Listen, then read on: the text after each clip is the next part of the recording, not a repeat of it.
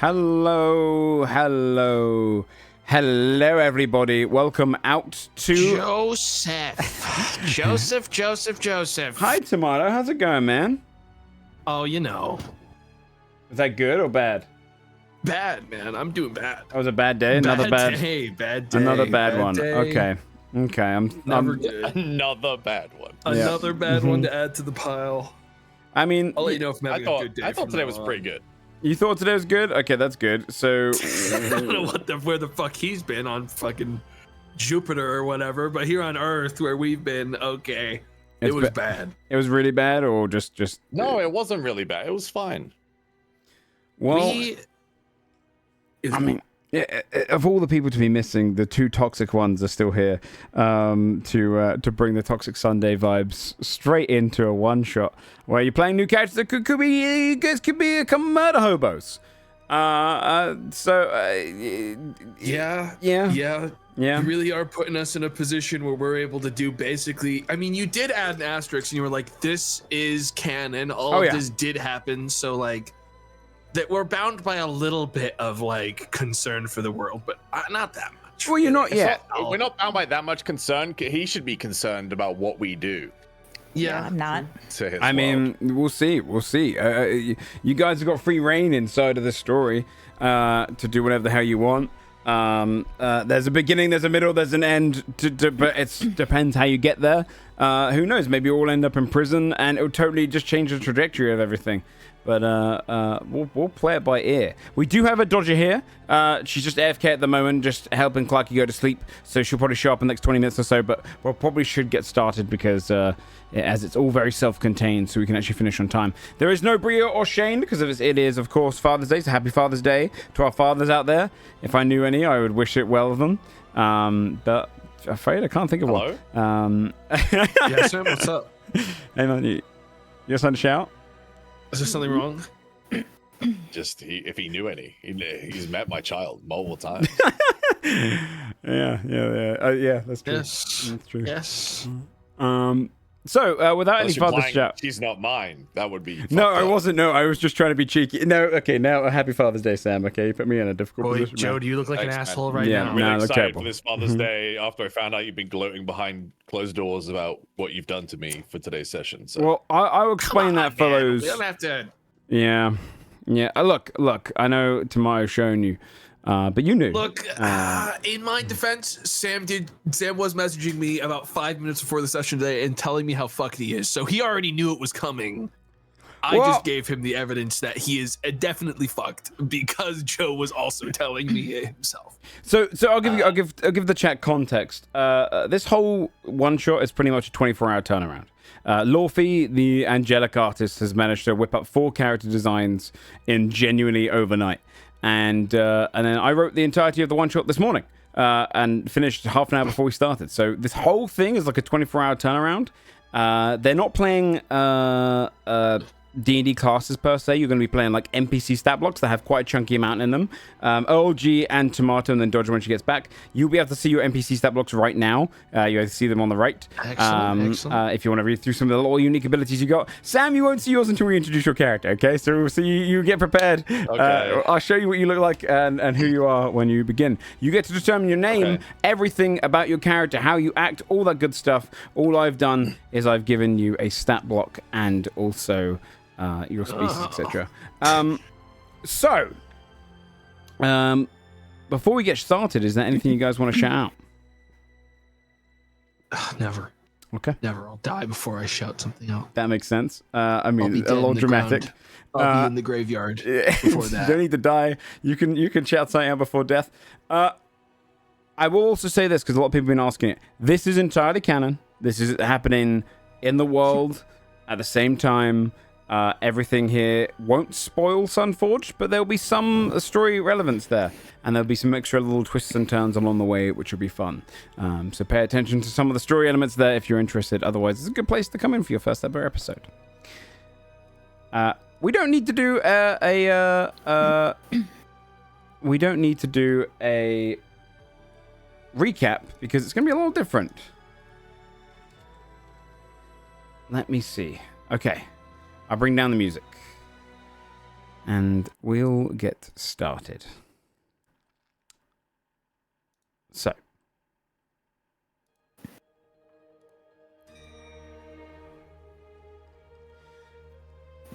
While the Six are on the road to Songrest, we put our attention far further southwest, in the region of the Harvest Lands. Known for its bountiful fields, vast habitable lands, and incredible amounts of coin, the Harvest Lands is one of the strongest regions in all of Hyloma. There, in one of the great open fields beside a grand river, a grouping of dwarves, the collective noun for them being a tumble, found an undermountain beneath their feet. Undermountains grow upside down in the Underdark, but contain all the same riches and wealth that you'd expect of a topside one. They did not welcome the idea of living too deep in the ground, and besides gold, dwarves like onlookers to revel at their stonework. And little do they care for the opinion of creatures in the dark. The tumble began to mine the stone below and build a mountain of their own. This became known as the False Mountain, or, more commonly, the Mountain of Forgery. Stories would tell you that it was entirely built out of the plentiful gold they found, but such a thing would not only be a waste, but immensely difficult. Instead, their stone shapers wove the stone as if it were liquid and set it in place, before they poured melted gold into cutouts and shapes across the exterior of the mountain. This amount of gold is nothing to balk at, it still is likely worth in the millions. But when you peer at the mountain under the sun, it shimmers and gleams as a shiny gold coin would in the sun. Its exterior hosting heroes of dwarven old in gold and glimmering. The whole mountain was finished over 300 years ago, in the year 151 of the Third Dawn. It was lost to the dwarves in the year 203 to a dragon of yellow scale. For 2 years, adventurers gathered to kill and failed.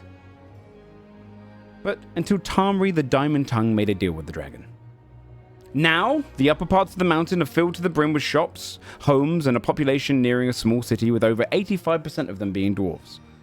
Below ground is a level of series of hundreds of tunnels, each carefully mined and then collapsed or closed. Calling themselves Lord in the Mountain is the younger grandson of Tamri, Mori the Stone Tree. His advisor, a gnome named Guile, has put out a request for a survey team to form this morning, as the Lord requires help with less pressing duties.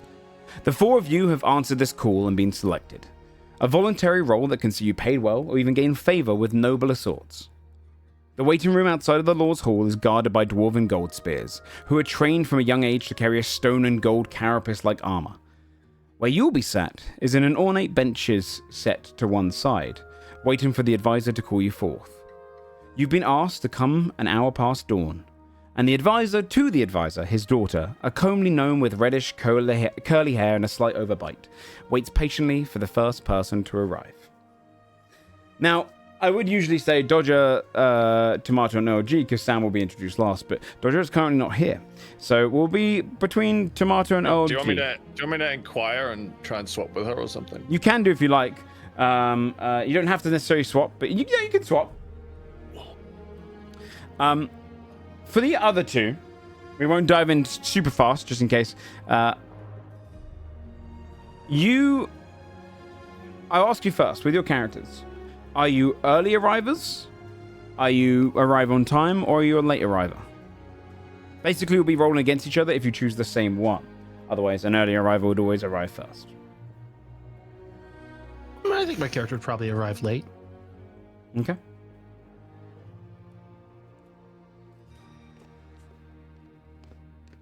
On time, I would say. On time. We'll wait for just Dodger quickly, or Sam to get word back, just in case one of them comes in. I don't want to spoil your introductions, so it's only you 2. But the mountain itself is filled to the brim with shops and houses going down. Your role coming into this is essentially to speak with the voice of the Lord. The Lord will call you together and send you on some tasks around the mountain itself. You're not necessarily going to be a lord in this regard, but you are speaking via him. When you do this, you can choose whatever of the options you want to do, with some recommendation of which one to do last. But otherwise, the other few tasks that you'll be given, you can kind of choose your order for, and however you want to decide to finish them is up to you, and whatever result you would like to say is up to you. But in this regard, you are kind of you can rather come from the mountain itself, or this could be your first time kind of journeying here, or you can have connections within the mountain. It's all up to you. I would say this mountain kind of holds over 10,000. It's pretty sizable, not immensely populated, not as much as a city necessarily, but definitely in the thousands, in the kind of 5 figures is what you'd find here. But one interesting thing about the mountain itself is that you don't actually have much in the way of an army. One thing that they determined years ago with the deal is that the dragon would be the mountain's protector. So that's kind of who their main defensible force is. Just because they're taking a little longer, I think we should probably do an introduction. So, we got Dodger. Nice. Perfect. Actually, perfect timing. Perfect timing. Thank you, Dodger. Hello. Hi. So we're about to do character introductions. Essentially, you're waiting outside to go meet the Lord himself, to basically sign up for this voluntary role. You've already signed up. You've been chosen by it. They choose the kind of ones that they think will fit the bill. So you've been called to the actual Lord's chamber to wait outside for when you're going in. And the first question I was going to ask everyone is, do you arrive early, do you arrive on time, or do you arrive late? Because it's basically determining who introduces their character first. I think I'd arrive on time. Okay. Then OG and Dodger, could you please both roll a d20? Whoever rolls... I feel like this is like then whose dex is higher. I arrive on time, but coincidentally, not at all on purpose. So if you arrive on time on purpose, I'm just saying. Okay. I don't know that I'm like an extremely punctual person, but okay. Really quick, are we playing on Roll20? Yes, we'll be in the same thing. I built your character sheets in there. You'll see also your character sheet will be to the right. You'll have access to it. I haven't named it. I've just named it Dodger for yours, for example. But you'll see your stuff. False Mountain one shot at the top. Yeah, you'll see and that. then we're in there. I mean, I can roll too. I'm just saying that, like, this is just to determine who introduces their character first. So it's absolutely up to you. If anyone wants to go first out of you two, otherwise, I would say you both roll off and decide it that way. I got a 6.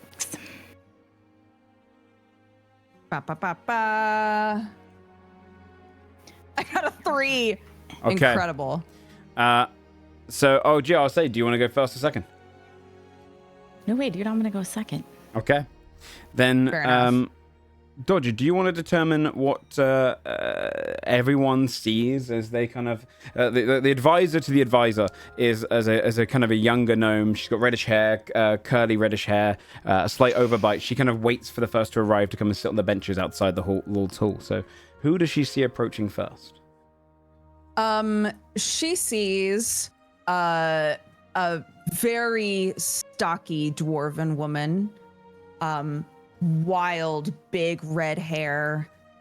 Some of it's braided with where you might expect to see beads. It's like small polished rocks. She's got a beautiful, well-maintained beard, and she'll approach with a lot of confidence. You'd approach up forward, and you'd see that the gnomish lady kind of looks up and goes, She's cute. yeah, if the chat should be able to see it when you're describing it as well. You'd see as you kind of approach forward, you see that gnome goes, the first to arrive? Okay. She kind of pulls out a little sheet. What is your name again? Which one are you? Tuckgroat. Tuckgroat. How do you spell that? Why is it not on? How many of us are there? 4. We were expecting 4 of you at the moment, but Father didn't really give me... Tuckgroat. she'll like tap on the table like Tuckgroat, isn't it? Tuckgroat. She kind of just writes it down. Sorry, my father has a list. Here. She'll like reach out and like take the pen and like scribble it down like that. Oh, Great. It was fantastic. Thank you so much for coming along. If you don't mind just waiting over on the bench there. Father wants to ask as well, what reward are you determined for at the end of this? Are you looking for gold payout, or is there any particular thing you're looking for? Gold would be great. Gold, okay. Payment in gold, fantastic. Okay, if you need any refreshments or anything, we'll get to you soon. We're just waiting on the other 3. Yeah, you got ale? Ale? Of course. She kind of looks across. 1 second. You Does see she kind look of like they actually have ale? Do an insight check. So, you'll see on these sheets, they're a little different. Welcome back, Sam, by the way. You'll see on the screen, by the way, that's Dodger's character introduced. When you click on your sheet, all your things are right below it, so you just click on the word there, and it should come up. So, 24? Absolutely. She is... she doesn't have... Sorry, she's absolutely not. Like, she doesn't have any ale on hand, but she's trying to... You almost get this kind of air of, like, trying to fill the advisory role, like she's like an apprentice in training. So she realizes now that she's missing out on it. So she's been given like the customer's always right kind of. Yeah, exactly. So she's like, of course. But it's her first day. It's her first day. It's like a training day. So you can see she kind of goes, "I'll be with you in a second." She rushes out, and like it's about just under 10 minutes before she comes back with a couple of ales. In the meanwhile, while she's rushing out getting the ale on a tray, old G. Do you want to introduce your character? What do people say? Sure. I think coming down the hallway, the tunnel, you see it moving sort of very quickly in a kind of jerky motion. An albino salamander. Okay. Pink eyes, kind of just rotating around, a little other skull cap on, a vest, leather vest with little round devices kind of on there, a lot of pockets, a lot of kind of maybe some burn marks here and there, missing finger, some like kind of pock marks. The skull cap's got a few little burns in it too. That kind of match, like where there's one here and it just continues on to the little hat. She kind of darts in, looking around, holding a spherical shape. And I'm the only one there. You're the only one there? The 2 guards are at the door because she's away, yeah. Mm-hmm. Oh, okay. The 2 guards are silent though. They just stand there kind of like almost looking like statues. In fact, the armor itself is made of stone, so they almost do look like they're just kind of blended in. Her eyes are just kind of like on each side, just kind of looking around, like trying to figure out where she signs up.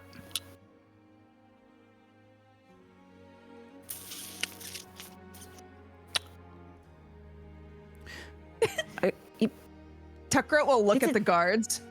You guys gonna say anything? Or she kinda how does this work? Gestures with like that. She's just kind of got this like spherical thing in her hand, and she's like, "I sign up. The is this?" Yeah, she's kind of juggling it. Hold on. Tucker will walk over to like be behind the desk, and will like look at the papers and be like, "What's your name?"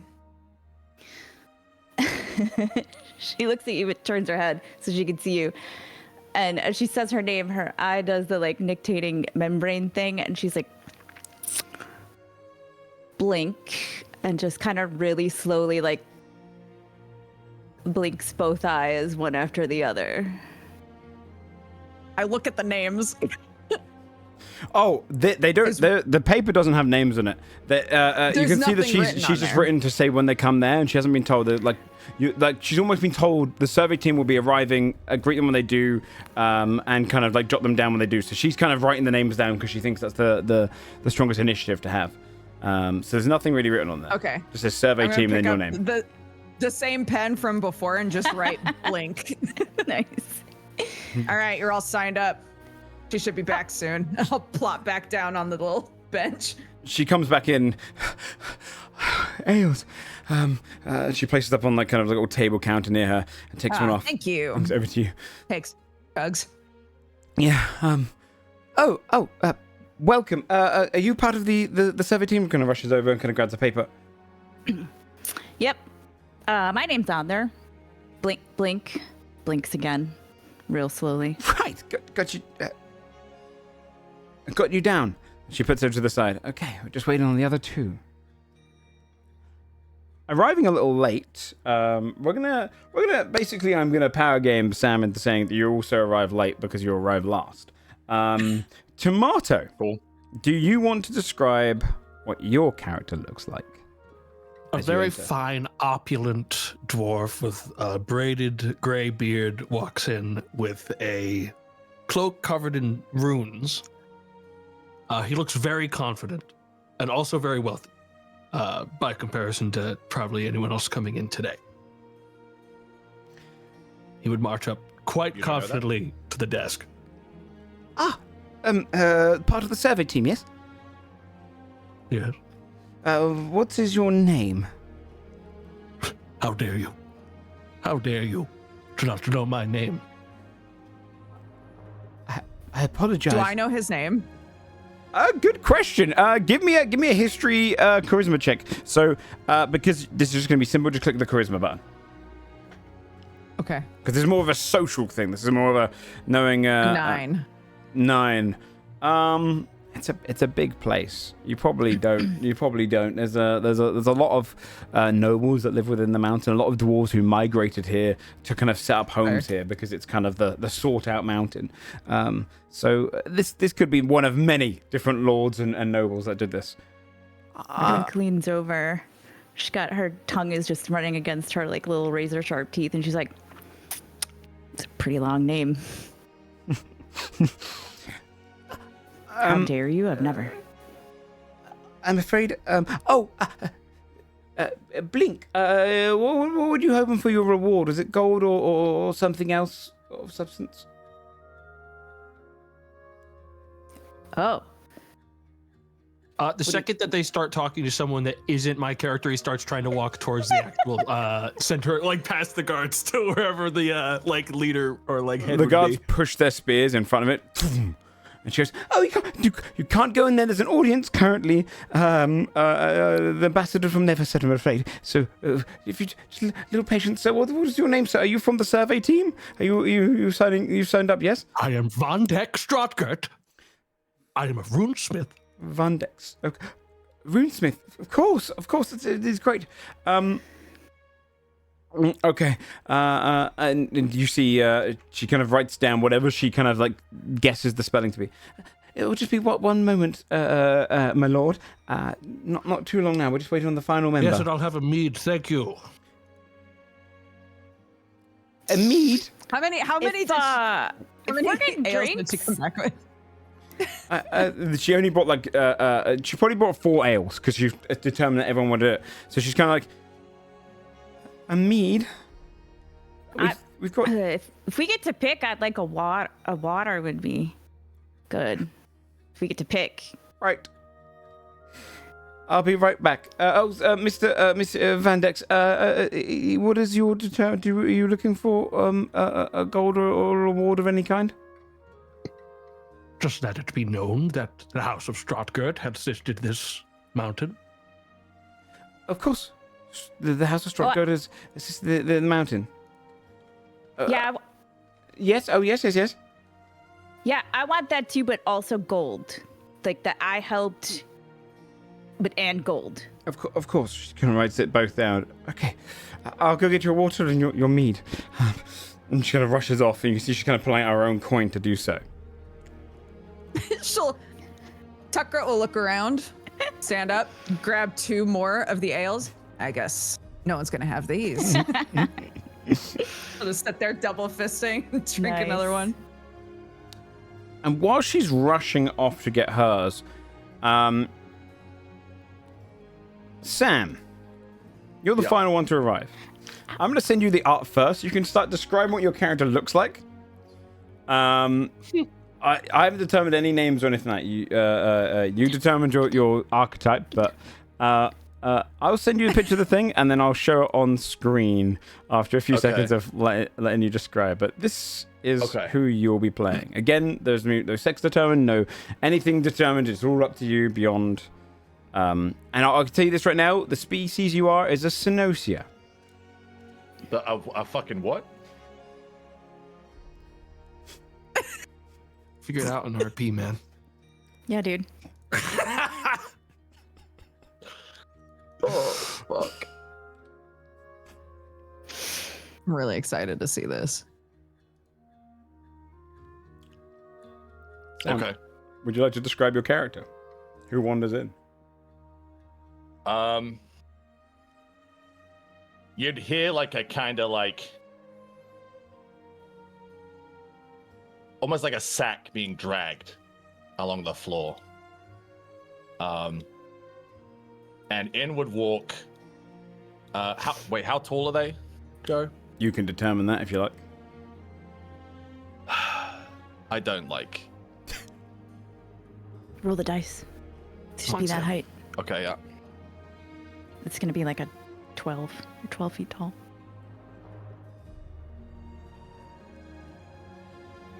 Four foot tall. Taller than a dwarf. Surprisingly. It's what can only be described as a giant worm with legs and arms. What the fuck? Yeah. Oh! Wait, Joe, am I blind? No. Tiny little beady eyes on them stalks. Yep, you see the little eyes there? The tiny little bit? Yeah, they're right there. Yeah, they're on the sides. You got pretty good vision. Fuck. Hell, man. It's beautiful. Hello, is this where we sign up? Yep. Is this normal to us? Is this normal? Have we all seen this before? There's a few. There's not that many Synosians. They're a rare species. But if you probably not to nobler life. They're definitely found mostly in the mines. Oh my god! That would be my first reaction. I point at. What the hell is that? They'll put your name on the list. Points at Tug. Oh, don't shit yourself. It ruin your fineries, won't it? I never. Tuckrow will pick up a pen. What's your name? Gum. One more time. Gum. Are you deaf? Gum? Gum. They're saying I think there's an R. I think it's Germ. They're saying Germ. The lizard gets it. Tuckrow will write G-U-R-M. Germ. Put down the pen. You like ale, Germ? Not for me. Great. Takes the fourth one. Amazing. You would... Sorry, I keep it on the wrong scene. You would arrive back and... So you've all arrived down, and eventually you would see as the very determined kind of young advisor would finally arrive back with the drinks in hand. And you'd see as she comes in, she's like, okay, we're just waiting for one more. And you can see that she calls forth. Sorry, I just put Tomato's thing in. Okay.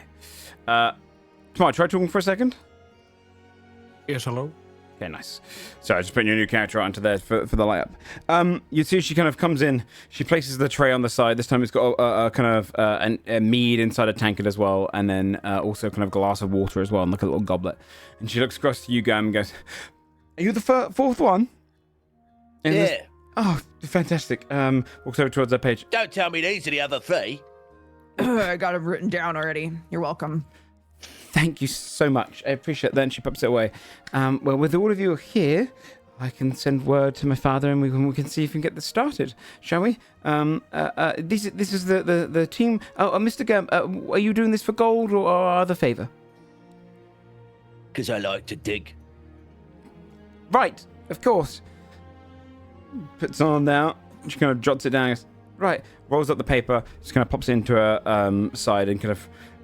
If you just wait here for a moment, there should be a spare ale somewhere, Mr. Gum.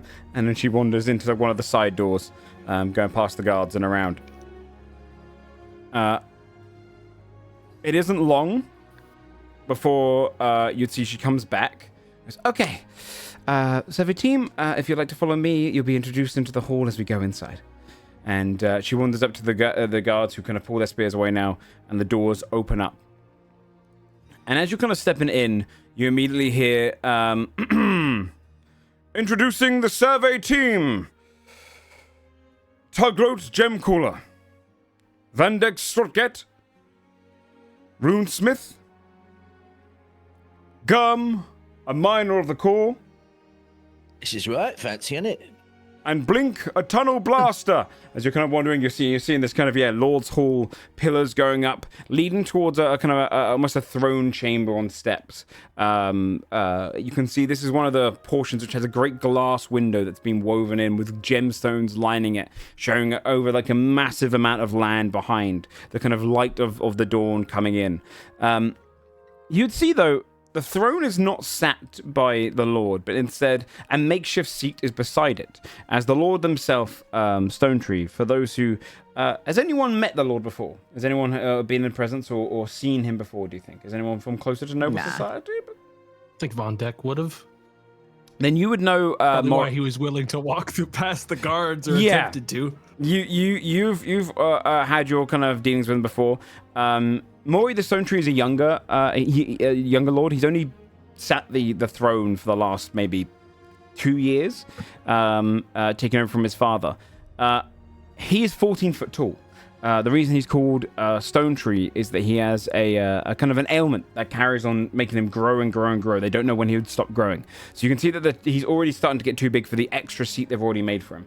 But he's dwarven, and you can see he's kind of larger there. What you'd actually see as a runesmith is you would see the kind of runes that are patterned in him, and it's like his body has the kind of enlarged spell embedded into his body. It's like constantly slowly growing him, never stopping, which runesmiths have determined when they've been brought in before is part of the ailment, and easy to see on someone. So you'd see the kind of the large dwarf uncomfortably sat on his chair, big kind of black beard as it comes down, broad, almost giant-like, and then beside, over to the side, looking very small nearby, is a balding gnome with kind of reddish hair on the sides, and he's got a scroll in his hand as he kind of introduces you all, reading from his kind of daughter's scroll. Lord Maury goes, Good. Well, welcome to my hall.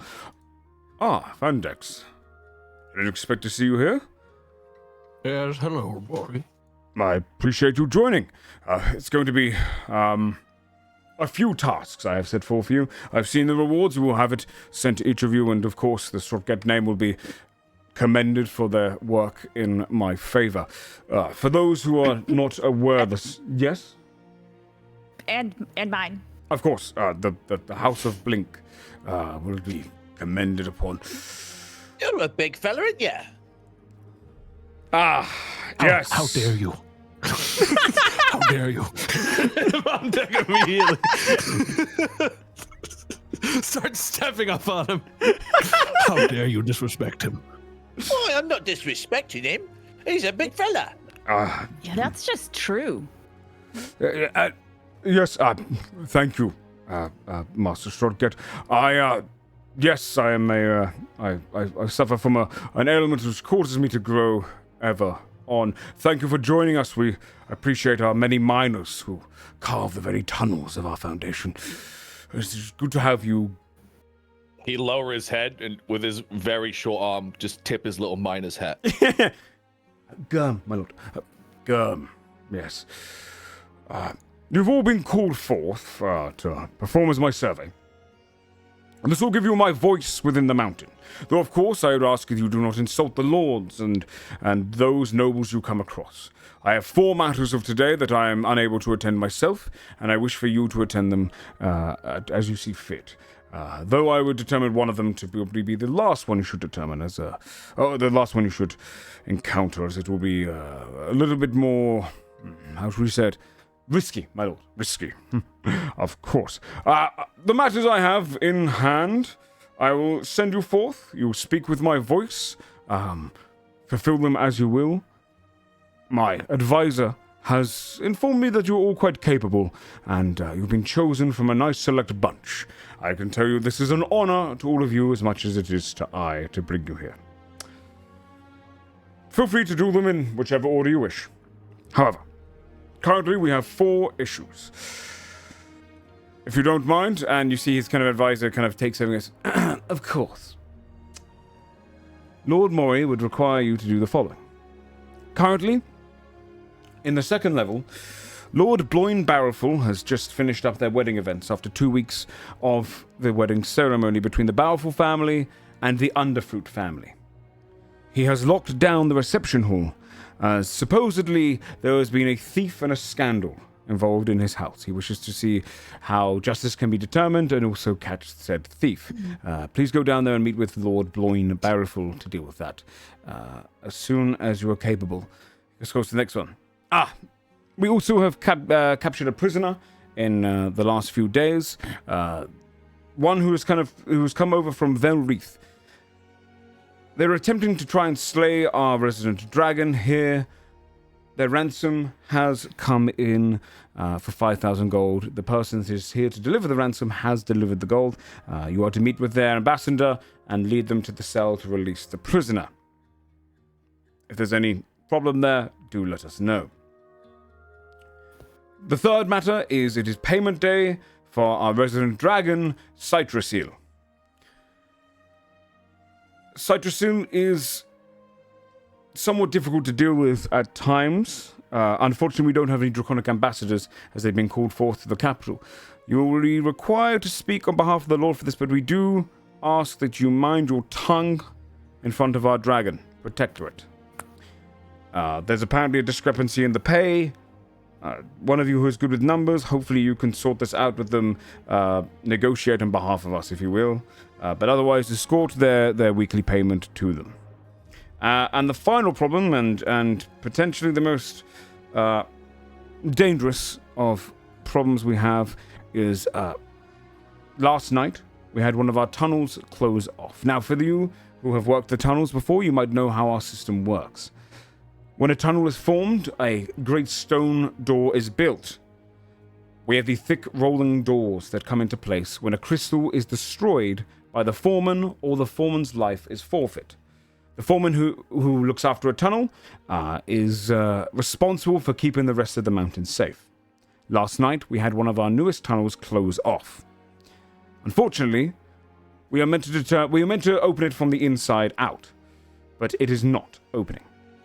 Whilst we're trying to pry it open, we have an external tunnel that connects to that one, which we'd like to send a small team through just to see if there's any survivors, to see what the problem is, and to see if we have to involve our dragon or not.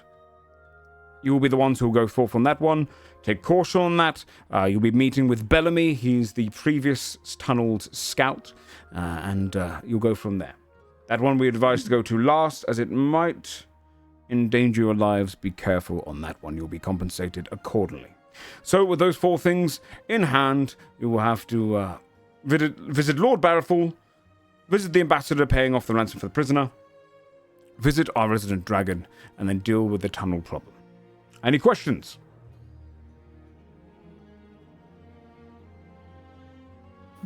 Nope. No questions. Well, fantastic. If you have all your things and you're ready to go, then it takes off these kind of 4 little small badges, which is these kind of like almost, they're designed to look like melted gold. But as they come down, they're kind of like almost like the driplets almost kind of curl around into becoming a clasp. It's the symbol of the false mountain itself, like dripping gold. He hands the 4 of them out to you. These will be your badges, your symbols of our voice, of the survey team. Please show them to whoever you're arriving with so they know you're official. Okay. Well, good luck out there, and once you're done with all your tasks, return here and we will reward you accordingly. What does the badge look like? It's like a coin that's been kind of melted and dripping, but like you kind of hang it upside down, so it's almost like it's raining into the coin. Okay. Gum has no clothes, so he just kind of licks it and like pushes it against his. Yeah, it sticks on him. Perfect. Yeah, and it nice. just sticks. Nice. That'll do. The doors to the hall are open. It's up to you, whoever you want to go for first. Okay. So we're just being kicked back out into the foyer we were in before. Yeah. They're basically just sending you out into there now, and the mountain is your oyster. Okay. Carry my little sphere. The second one seemed pretty easy and fast. Just go pay a ransom. I don't understand why they don't want us doing the mining survey right away if there's survivors. Why are they telling us to wait? Well,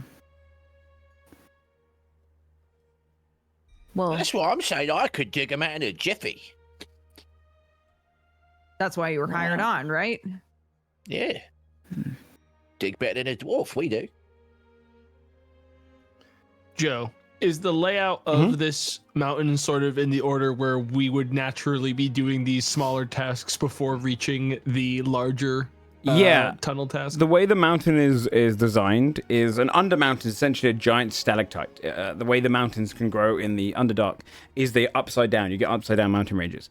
So this entire mountain has been built above that. So it's almost like a diamond shape. You're in the upper half of the diamond shape. The tunnels and everywhere everyone mines is down the lower end, which you have to kind of wrap around, go down many staircases. So right now you're in the kind of top portion. Two of the things are up in the top. One of them is lower down in the tunnels, where the dragon is closer to the tunnels, and the tunnel itself is the lowest.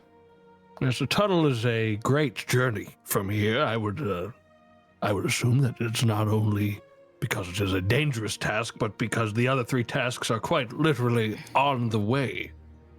Have any of you been here before? Do you know the layout of this mountain? Quite clever clogs. Well, yeah. Been here Von for a Deck will while. not look at the worm, by the way. He doesn't look at him. He will never look at him.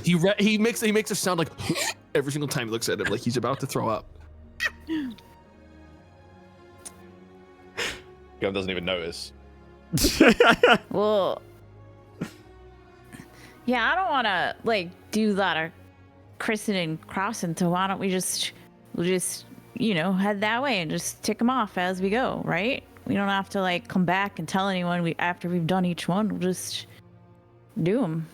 Sure. Yeah, that's fine. Okay. Joe. Yes. What's the closest objective from here? Because it's kind of the noble quarters and whatnot, probably the wedding one. The prisoner one would be a couple of levels lower than you. You're on the top floor of the mountain, so you have to climb actually upwards to get to this one. All of the kind of greater noble houses are in the second, third, and fourth floor, and then it goes prisons and barracks and kind of residential, and then it keeps going down. So technically the wedding, then the prisoner, then the dragon, then the tunnel, in the kind of order they gave you. But it's up to you if you want to do it in that particular order. Well, then I suppose we travel onwards to Lord Bloin Barrelfall. I love a good wedding. All right, let's go then. Then you'd wander down Sort of take the lead. Oh, cool. Yeah. So if you're wandering kind of first, you'd wrap around into the mountain, the kind of greater portions of the mountain, and you'd come along downward towards where the noble section is. You kind of step forth. There's loads of bridges that go across, staircases that lead and wander around. The glimmering inside is kind of mirrors bouncing around any of the gem light stones around the entire place. It's all lit up, but very traditional kind of dwarven mountain, but almost kind of this high, almost high demand kind of real estate for any dwarves because it's beautifully carved. But you'd wander down into the kind of the Lord's Halling section. You'd get over towards Lord Barrelfall's estate. All built into the walls itself. You can see his kind of grandiose estate in front of it. Give me some history checks to see if you guys know who Lord Barrelfall is. As we walk through, Blink is just kind of picking up. Germ's still there, man. I was going to put audio on the screen for you guys. I know, right? Dylan, I also don't have a character sheet yet. Oh, yeah, I'll give you a character sheet as well. There you go. She's just picking up sort of whatever she might see, which is probably not much because this is pretty clean up here. But if she sees any little rocks or, stuff like that looks like it might have a little sharp edge, she's just kind of grabbing it as she goes, sticking it in the pockets. Okay. Yeah. You can start just kind of grabbing whatever you see. Which it's pretty well maintained, this place, but you would definitely be able to find some kind of shrapnels and about. Maybe very much less so on the top half, as this is the place where things are kept most clean. Okay, yeah, you if you want to give some history checks, you'll be able to check. By the way, because your characters are all set to kind of roll advantage, just because it's something built into NPCs that I could change, but you don't need to. We're just always going to take left roll, except for if you have advantage, disadvantage, you know. Okay. Who rolled what? I got a 17. 12. Okay. And the worm did not roll. I assume on purpose. Makes sense. I would be shocked if the worm knew anything going on. I'm fucking rolling the fuck with you incredible now. would that be? Fuck Yeah, you, do it. bitch. Maybe you have Yeah, like you can roll. inspiration and you suddenly know. Do they You're get like, character wait, sheets or do they have NPC sheets, Joe? Everyone's got NPC sheets. Yeah, everyone's How do I built. roll history then? So on your sheet, you'll see all of the words are below. Oh, yeah, I see. Just click on the word. Another 12. I choose to fail. Yeah, I would say, you probably don't know them, Von Dick, because you're a mead drinker. But actually, it's kind of fitting that Tuckgroat knows them because they are the biggest manufacturer, the Barrelful family, of ale in the mountain. So they're kind of seen as the forthright, kind of the front face of ale inside the entire mountain, where they earn their kind of just general name and reputation. And the Underfruit family is a smaller one, which you might also know is they're kind of renowned for growing many fruits in the Underdark and kind of being able to grow unique fruits that can be kind of fermented and turned into them. So it's kind of a natural fusion of the two families. When you wander down there, you'll see that there's some guards only on the inside as you kind of knock on the door. You'd see one of the guards opens up, lets you in, and you're in this kind of office space. And a broad dwarf, quite wider than he is tall, kind of no neck, his beard kind of bushing up to his shoulders, kind of graying beard, probably the equivalent to like in your 70s in human life, which means he's several hundred years old, kind of grumpy expression, turns around, but wears kind of fineries that are almost a little bit too thin for him. You can see like the buttons on his shirt are starting to pull a little bit, and you can see the hairs bushing out. It goes... Oh, yes, the survey team I called for, is that right? It's about bloody time. Morty couldn't come himself then, eh? He had to send someone else, is that right? Okay. Yeah, but he sent his finest. Finest indeed, is that right? Okay, well, I hope you're all up to the task. Because I've got a fucking thief under my walls. Inside my reception, there's a fucking thief who has taken something very dear to me. How much you... Blinks. That's the thing. One of my finest ales, a term ale.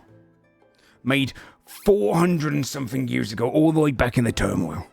One of the finest brews when I was just a wee lad. How much do you lot know about weddings of dwarves? How much do you know about weddings of dwarves? I'll go ahead. Gum goes to a lot of dwarven weddings. You guys know a lot of dwarven weddings? Yeah. Gum knows a lot. Blink says a lot. Without rolling then, because you are technically from this mountain, for those who would know, dwarven weddings, they go like a normal human wedding. However, there is a period of 14 days afterwards where you're expected to heavily drink every day. Each night is a party onward. And the idea of it is the groom gets more luck for their wedding, or for their marriage, the longer they last. So it goes up to 14 days. Most dwarves only ever make it to 6 or 7 days because they're usually binge drinking hellish amounts. So it goes up to 14 days. If you're only a few days in, you're considered kind of weaker. It is less of a favor. So he says that question outward, and he goes, because if you know, then we have to tell you this. This is the 14th night. Or last night was. He's lasted 14 days. That's right. And that's impressive. I know I did think the little lad had it in him, right? When my daughter wanted to marry him, I said no. I said, no, not that weak little shite. But then I thought about the opportunity of the underfruits mixing with the barrelfuls, and I thought about that business. So I gave it a chance, but I misjudged that little lad.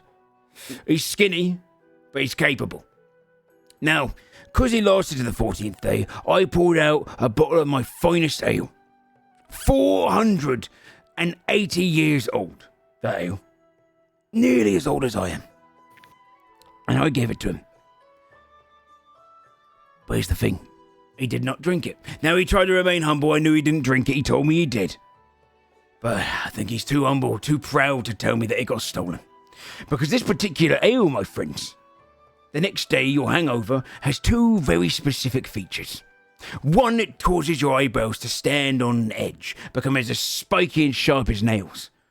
You don't have that. And the second thing is, whenever you hiccup, you let out profanities. And they certainly don't have that. I know someone else has stolen the bloody ale inside here. It wasn't theirs to steal. And I want to find out who. I've locked down the whole place. No one has left since last night. They're only just waking up in the other room. Most of them are half out of it. Still half drunk. Or passed out. I need to find out who stole that fucking ale. You up to the task? Absolutely.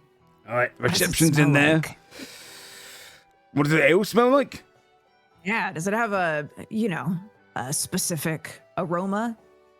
It's a bouquet, right? That's the smell of the bouquet. I don't know. I heard. I've never opened a bottle myself. I didn't even see it getting drank. I didn't even get to watch the result. But if I like to imagine it smells like roses blooming on a summer's day. The first day they open. And then a stone collapsing on the road.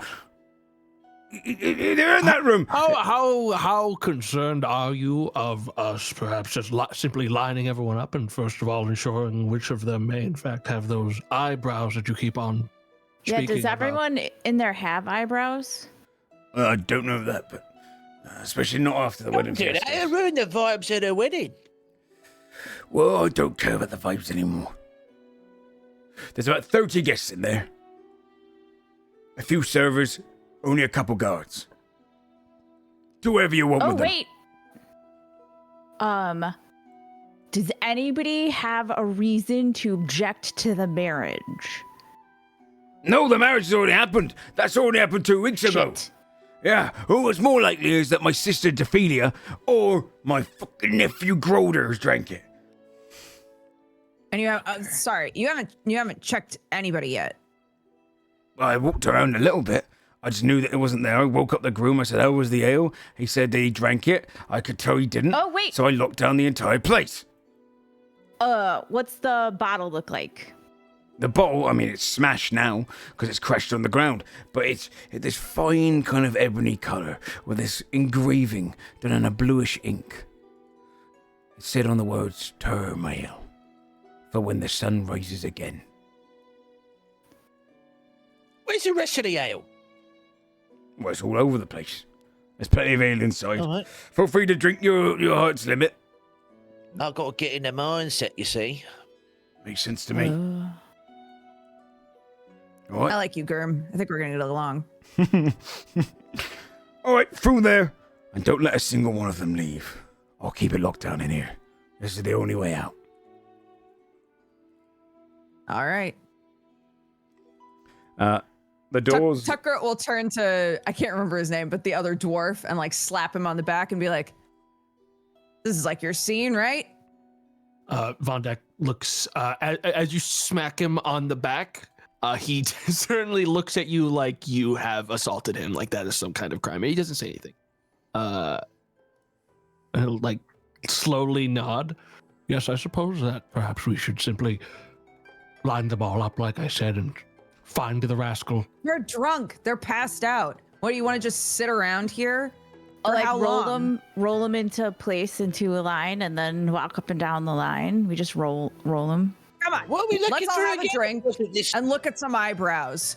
Step one. And right? and listen for profanities, hiccup fanities. Wait, so the person that drank it's got no eyebrows? Yeah, they're like pointy eyebrows. Yeah, if they have, but if they don't, They have pointy eyebrows, and when they hiccup, they will spout profanity. Yeah, Gub's little hand will like reach up and pat his like eyebrowless head and be like, "Oh, thank goodness." That's what I mean. If I drink it, you couldn't tell. Or Germ. You'd have no idea. That's why I asked. Does everybody have eyebrows? That's right. Yeah.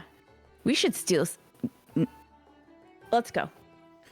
The doors are kind of like an ornate glass. They're kind of like a painted glass. But you'd be able to go in there and you'd see this kind of great open hall where all of the kind of ceiling is almost like kind of a painted chapel, but they've kind of carved into stonework all across the kind of almost half-rounded ceiling. But all across the place it's almost like walking into a kind of a cafeteria. There's just benches after benches, barrels on the end of all of them, plenty of ale across the walls, tankards knocked over, people passed out on the ground, some kind of comforted kind of cushioned areas, but dwarves are famous for not having very thick cushions. So there's kind of almost like very thin stonework benches that people are passed out on. Some people are waking up and kind of having like throwing up in buckets in the corner. It's got a kind of a stench in this room of just strong amounts of ale, sick food that's kind of been kind of left out. But it seems to like a hellish party happened in here. The 30 or so guests that are wandering around, the servers are walking around, picking up things, clearing up some stuff. You've got mostly, I would say 90% of the room is dwarves. You've got one or two gnomes, one human who is completely just like KO. You'd also see another Synosia who is just kind of sat upright, just sipping on some ale, and they go, Gub. All right, mate. It's me, Tommy. Hello, Tommy. You arrived late, mate. I'm on a job, mate. No, yeah, give us some of that. All right. he kind of finds it across to you, pours himself another one, and goes, Yes, it's all right. They've got to the dregs now, though. They just kind of give us the worst element of it. But it's been all right. I actually arrived late myself. I came on the 11th day when I heard it was still going. I knew someone, Petrus over there, but he's passed out, points to the human. Yeah, he's connected around here, that human is. But, yeah, it's been all right. It's been all right. You should join in for it. I think it's all ending soon, though, but we're not really allowed to leave for some reason. Oh, well, someone's stolen a fancy ale or something. Is that right? We're here to catch him, between you and me. I thought you work in the mines. Yeah, I've got another job for a bit of digging later, but this is on the way, isn't it? Oh, if it's on the way, do it then, yeah. I want the night off. Yeah. Yeah. You know it is. Yeah, that is. and he just sips from his ale. All right, well, I won't disturb you any, son. Good luck, mate. No, I've got to do the rest. Oh, save us one, though, yeah, on the way out. Oh, it's plenty. You can take a barrel home if you like. Good to see you, Tommy. Yeah, good to see you too, Gav. Yeah, sits back and just continues drinking his ale. The room itself, you can see. Gub will turn to the group and be like, Good fella, that. Good fella, that. You'd see like Digs like a demon, he does. yeah, you can see like there's a few ales like left around him. Sat next to a couple of passed out dwarves he's obviously played games with. You'd see in the room as well, kind of waking up to one side and getting a nurse with a bit of kind of watered down ale is clearly the bride. Her kind of bridal outfit is just covered in stains and kind of meat drippings and kind of gravy on there, and there's also just kind of ale stains. But she's kind of set to the side, broad, tough-looking woman, dwarven woman with kind of very strong kind of brownish hair that kind of always comes down, almost like rockery itself, it falls against her skin. She's kind of drinking and sipping it next to a skinnier dwarf. Quite comely but shy looking, kind of very thin bound, looks almost gnomish if you didn't see his kind of stocky shoulders, but he's kind of sat there kind of giving it to clearly the groom, nursing it. Otherwise you got a few more dwarves around the room. You got the guards kind of at the door, a couple of dwarves in the corner, and they're also kind of waking up and kind of making sure to pick up some of the barrels and start kind of pouring some for like a take me home. You can see the one called Grolder who looks exactly like their uncle, but it's like a younger version, quite fat, broad guy in the corner, and he's just kind of tucking into some more food and chicken wings and whatever kind of meat they've got in the corner. But you're free to wander around and work out how you determine who did it. This sounds like if someone drank it, or otherwise, from how it was described, it sounds like a magical item, or at least a magical drink. I think first thing I would do is cast Detect Magic and try to see if I can actually detect anyone that has drank something magical and currently has an effect on them. Interesting. Does it show you? Okay. For duration, you sense the presence of magic within 30 feet of you. If you sense magic in this way, use your action to see a faint aura around any visible creature or object in the area that bears that magic. Yeah, I mean, I imagine potions are kind of fall under transmutation.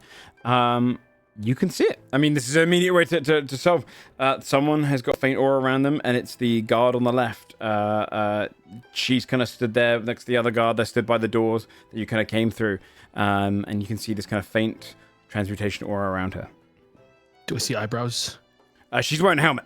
She's wearing a kind of a chainmail, like a little tabard of the house. You can see like an ale kind of symbol on the tabard itself, like a barrel that's going to be burst open with ale. Von Deck will look over at the others. I believe they're the rascal. Why? Magic. Or already has two They ales? reek of it. Oh. They reek of magic? They reek of the magic. It's all over them. I believe they're hiding their eyebrows behind their helmet. Oh, slow down. We should say hello to the bride and groom first. It's only right. You want to go okay. talk up the bride and groom and we'll rough up a guard? Graham will slink over, dragging his massive tail. It's like half his body. I'll go with. Okay, yeah. As you two are approaching. Goodness. He'll walk up to like the beer-stained woman and be like, Aren't you the picture of beauty, my dear? She goes, stop. Hey, I am. It's my wedding fortnight. Ah, you're a lucky fella, aren't you? Hey? I suppose I am. Yeah, I mean, of course I am. I mean, you know, it's just been a rough couple of weeks, you know. We've managed to get through it, though, haven't we, dear? And she's like, yeah. Yes, yeah. Nearly at the finish line, eh? I mean, the finish line happened last night. We're waiting to leave, getting all the guests going, and... No. The finish line happens when the last guest leaves. That's the rules. Right, of course. Bottoms up. I would drink, but I should look after her. She's like padding. She's got a bunch of pockets all over. And like I said, a bunch of like spherical things kind of in a belt. She's padding her pockets and she pulls out a sort of makeshifty looking little thing. It's a... Congratulations! Oh, what, can I taste it? What is it? Don't throw it. Be really careful. It's a bomb. Don't throw, like... Roll a persuasion check. Don't...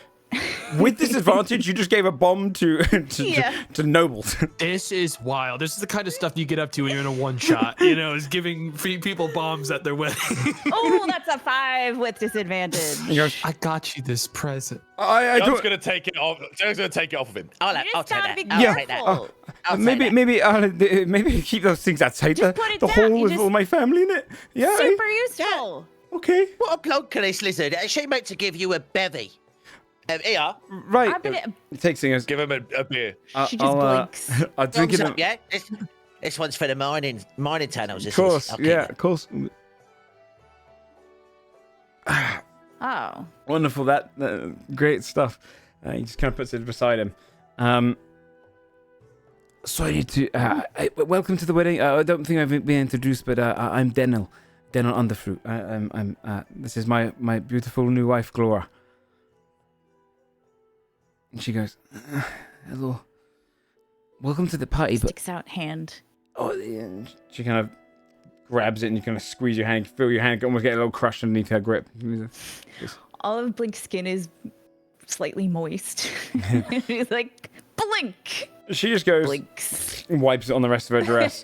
And he goes, nice to meet you, Blink. And nice to meet you. Well, welcome to the party. I'm sure you're from her side of the family, but enjoy the festivities and whatever we've got left here. I'm just going to make sure she's okay, you know. And he kind of like... She's fine. Yeah, she's fine. She can handle that drink.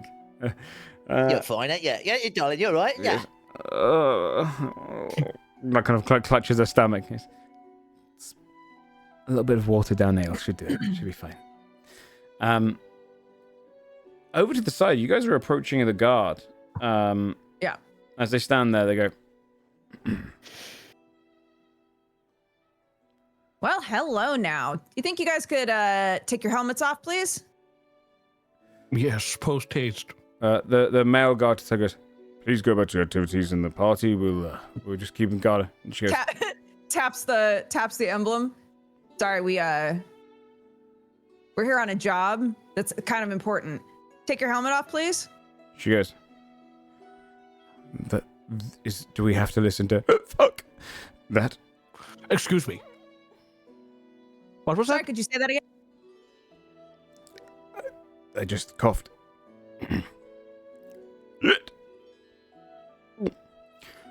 Ooh, that's an interesting hiccup, isn't it? Don't you A think? very unique hiccup on this guard. I would be so fascinated to see what your eyebrows look like right now. Are they a bit weird this morning? Yes, a bit spiky, perhaps? The male guard's kind of looking inside it. And he goes, 1 second. He kind of wanders around inside. Comes back and goes, we have to do as they say.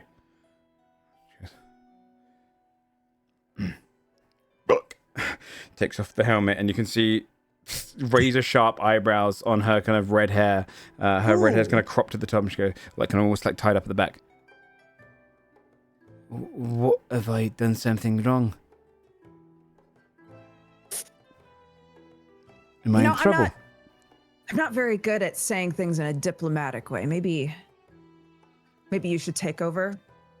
The cost of the ale that you have consumed, you will be working off for the rest of your mortal life. I can only assume.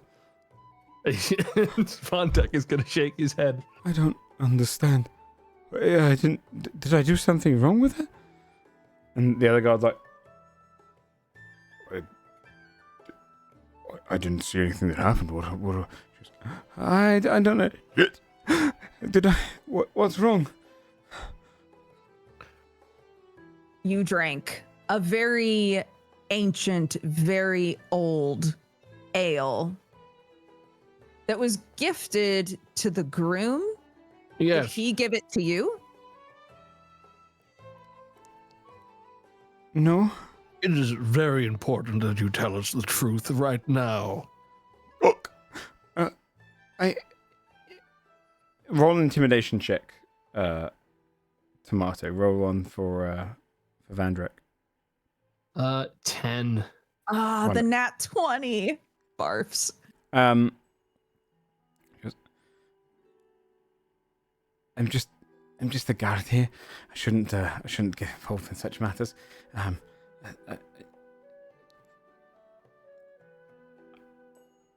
I drank something just to whet the appetite. Right, but how did you get it? You guys you will get never this? fucking believe this. These are our comrades, goodness. actually. They'll want to hear this too. Firstly, Blake, there's 2 rules of a dwarven wedding, all right? Don't be sober and don't give a bomb to a bride. He'll push it like back into. No, we know. Like just points like We're working on it. We're working on it. Anyway, you'll never fucking... I've never seen this before in my entire life. But that groom is stone cold sober. You think so? Sober? Oh, yeah. Oh, yeah. Looks at the guard. I kind of like hold back the hiccup. If I didn't know better, I would say that maybe he got into a habit over these 14 days of passing off his drinks. What do the rest of you think? Shameful. Shameful if true. That's a disgrace. you're just 14 trying to help him out, right? Just trying to help him out. You've been like employed maybe for a long time for the family and like known him for a while. Just Look, he needed help. He just asked if I would like a drink or two because we were standing here all day. And I didn't think it was a big problem. It was just a few ales here and there. The last one was delicious, but I didn't think anything of it. Like, Oh. I didn't realize I was doing anything wrong. Don't pitch your defense to us. Oh, no. It's her dad, right? Yeah, father of the bride. Yeah. Her dad's pretty mad. Oh, no. But it sounds like, I mean, You didn't know. holds up a hand as though it's gonna make it so the guard can't hear them anymore. I mean, it's clearly his fault. For sure. Also, he didn't. Agreed. They didn't want Agreed. my bomb. I'm sorry? Huh? What was that? Blinks. They didn't really want gifts. Is that not? I don't know. You really go to. You didn't say gift, though. You said bomb. Yeah, that's my gift. You tried it to was give... it was a bomb. It was a bomb, but I mean, I got a lot of them, so it just felt like you should show up with a gift. And then we walked in and we didn't have anything, and it came to me that like here you go. We aren't guests here. We aren't guests here. We are here on business, and you brought someone here a bomb. you're not a guest. I'm a guest. I said hello. Congratulations. Yeah, we were nice. We went and said hi. We I said did she was that beautiful thing. as well. They've got a point. This is neither here nor there. Yeah, like. Well, now we Either found way, it. that's how we figured out he was sober, because he knew it was a bomb. Yeah, so actually, I helped. Yes, you did, Blink. Good work. Blinks. Would you Thanks, introduce us to the groom, maybe? Yeah, he's over there. Fantastic. We're like best friends now. Puts a hand on the guard's shoulder. Don't go anywhere, please. She nods her head. And then we'll follow them to the groom. He's gonna say it. Oh, Hey! hello there. Nice to see you. I'm just looking after my wife. If you don't, Has he drunk the ale I gave him? roll a perception check. 3. It's Typical of those eyes. It's at least pushed. Yeah. It's pushed back away, so it's hard to see. Like he's almost put it behind him. Tuckgroat will approach. I would think probably, especially in this sort of a situation, there is an expectation that if you like clink glasses, you should take a sip, sort of a thing. So Tuckgroat will come up behind our two buddies. Say, hello, I came here with them. My name is Tuckgroat. It's very nice to meet you. What a lovely wedding. And we'll hold out the ale to... If I had a drink, I would drink it. I've been drinking 2 weeks straight, but I don't have another drink. That one? What about Confess. that one right there? That one. Confess. He said confess. He's saying confess. Confess now. Roll an intimidation check. 18. Hey man. Please, just 1 second. Go. Could you just come check if there's any more food? I'm just getting a little hungry. She goes, why can't you do it? Please. She goes, oh, fine. She gets some kind of wanders away and goes, The jig is up, man. please don't say anything. I'm just gonna let it go. How did you know? Her dad is so pissed. I'm going to make sure she's all right. He's gonna follow her for the spread. Okay, yeah. She's going beside her. She's slowly moving food, and you just have all of this other food of just like meats and. He's gonna appear beside her with his own plate. Nice. He's just gonna be like loading up food. Yeah, nice. Tuckgroat will slide into the chair where his wife was. And Her just dad kind of is so lean. mad. Yeah, he told us to look into this ale. But how does he Did know? you Everyone realize can leave.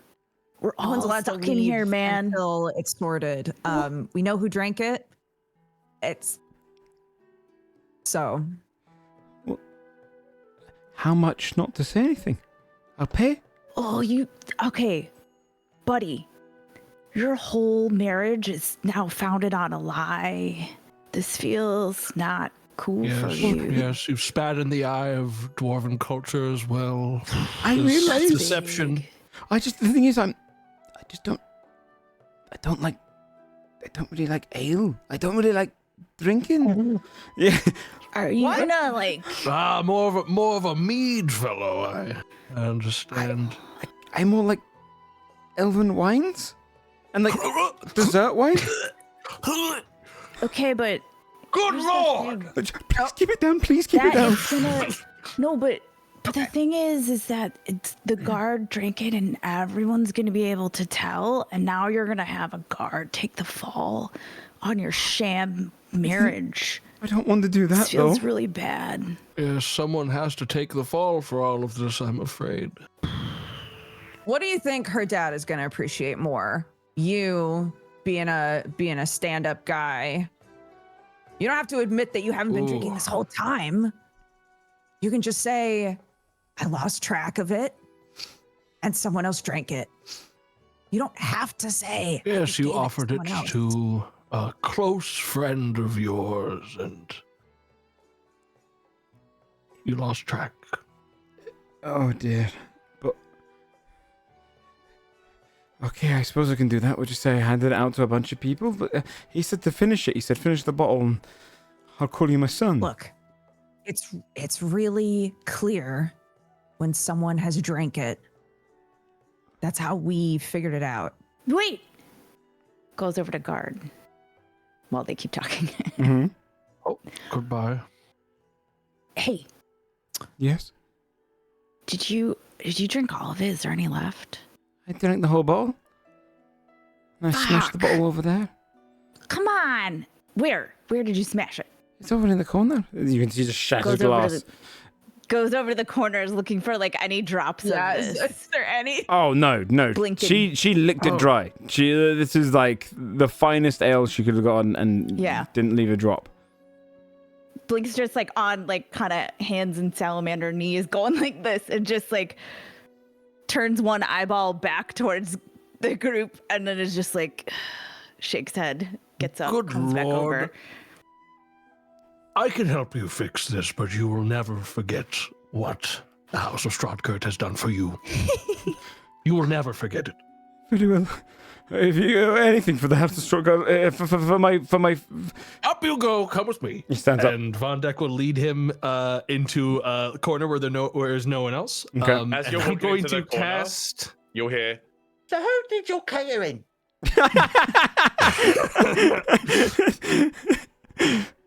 By the way, beside you now is the other worm, and you two are just finishing off the plates together.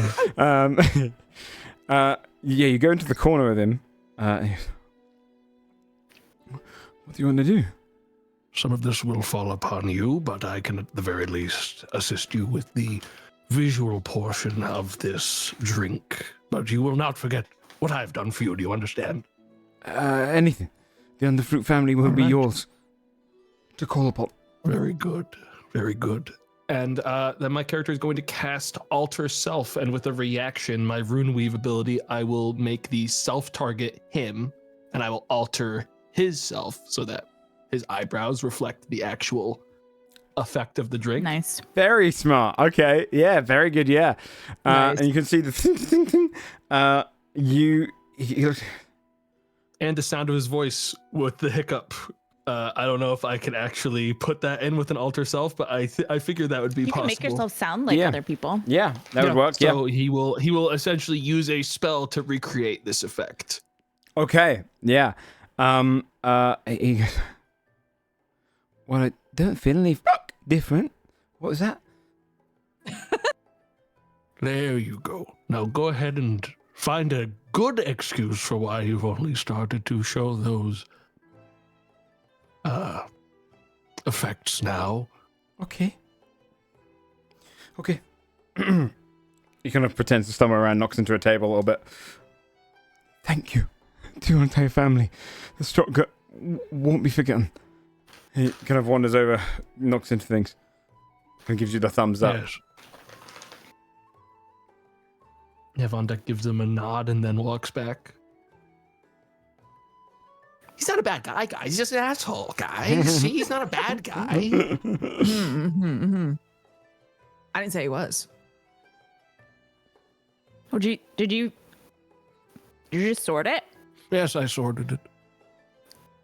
Nice. All right, great. Next, go. Stands up. Yeah. You see how the others are all starting to leave there, go. Oh, I better go, Tommy. We're off. All right, mate. I'll catch you down in the mines later. He's gonna lift up his plate, and then he's got like this huge bulbous head, but like a really tiny face. But like, his skin's quite like leathery and elastic-y, so he's gonna like open his mouth extra wide and just tip the plate. Nice. And you'll see like this lump of food go down his entire length of his body as he's Yeah, swallowing. you see Tommy puts his hands there, kind of holds it up, helps you down. He goes, Get down here, lad. Get down here. All right, nice one. Oh, cheers, fella. Yeah, all right, all mate. right. I'll be seeing you then. Foul. All right, see you later, get him. Foul. And he'll just wipe his mouth and shuffle off Yeah, after the group. You'd wander back into the reception kind of entrance hall, and you can see the large eyes. So, did you find out who's the thief? We sure did. Turns to the big guy, slaps him on the back again. Yes. Gum wasn't here for this, so he'll be like, You'll never guess. The groom. Ah. No. Yes, the groom. Let him have his moment. He's a thief because he stole the heart of your little girl, isn't he? Hey? I put my hand over your mouth. Yeah, you know. Ignore him. The groom, having indulged in so much ale over the last couple of days, evidently the effects of your drink you bestowed upon him kicked in a little late. If you were to go over to him now, you would see very clearly the effects have now taken hold. He walks straight towards the door, opens up the door, and looks across. And he sees him, and you can see his eyebrows on, and he goes, "Fuck." That old lad has the highest tolerance I've ever seen of a dwarf. I underestimated him from the beginning. Huh. Well, I'm sorry for wasting your time then. I was determined to find a thief and you're all right about something. He's stolen not one heart, but two. What? Come here, son! And he kind of goes like, you ain't leaving. He goes like, pulls him in, just pulls against him, squeezes him hard. And you hear as you're kind of leaving the bridge, you hear, shit, as he kind of closes off the door, leaving you one of the tasks done. Well, look at you, softy. Result. Hold concentration for an hour. That's going to be really awkward if you just suddenly stop doing it in the middle of this. We're good. Is there a distance limit on that? No, there's no No, it's distance just- because it's self. Like, it's actually a very powerful effect this character has with Yeah, that, it just lasts so- for the entire time. You are all back out into the open again. This is kind of down to wherever you want to go next. Well, if we go going. down the line, Yeah. then it's the Prisoner ransom, whatever. bail money. Then you'd be heading over towards where the kind of ambassador waiting area is by the prisons, and you can kind of see where they've set up a little room for them, and given them some kind of comforts to come in, whoever's coming to kind of pay off this ransom. And you'd see a couple of guards by the door, but these ones, they aren't dwarven guards. You'd see two humans with them. You can see they're kind of wearing general, just kind of leathered with like kind of mail underneath. And their tabard, give me a history check. That you can see that there's kind of a almost this kind of like bone-like red crown with kind of fire that weaves across it on their kind of their symbol. These two human 11. I rolled a 2, so absolutely not. 11. 11. You don't recognize the symbol. But it's definitely not one from around here. It's not one from the mountain. And they look across and say, "Are you here to see our lord? He's brought the ransom with him." Great. Yep. Can we see some sort of identification? Starts patting pockets, forgets where. Yep. It is. Taps Oh. button. They knock on the door, and you hear, "Yes, send them in." And you hear the door. They open the door, and inside you would see, kind of sat on the little bed that they've made out for them. It's almost like a student's room. It's kind of this bed and like a desk to the side. The quill is kind of ready, but he hasn't used it. He's just kind of been waiting there patiently. You see probably middle-aged, graying beard, but still kind of brown coming through, and then black hair. Kind of a light brown skin, handsome, comely man wearing kind of robe. But kind of almost wearing like a mixture between a robe and kind of a noble's kind of galia. And he stands up, kind of combs his hair back with his hand. Ah, are you the... I'm guessing that you're the ones who they've sent to lead me down to our prisoner. I have the 5,000 gold for you here to pay off the ransom. Great. And let's go. On behalf of my queen and king, we apologize for the misunderstanding that this one has brought. Oh, we weren't given any context for who's your king and queen. No. Apology accepted, mate. It happens all the time, doesn't it? Yeah, wait. Who's your king and queen?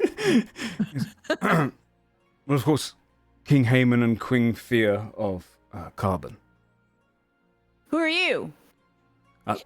I am the ambassador and mage protectorate, Rathazir Ramad. Aww. My deepest apologies come from our kingdom. Just blinks. And the gold here has been forged into gold bars for you. Oh.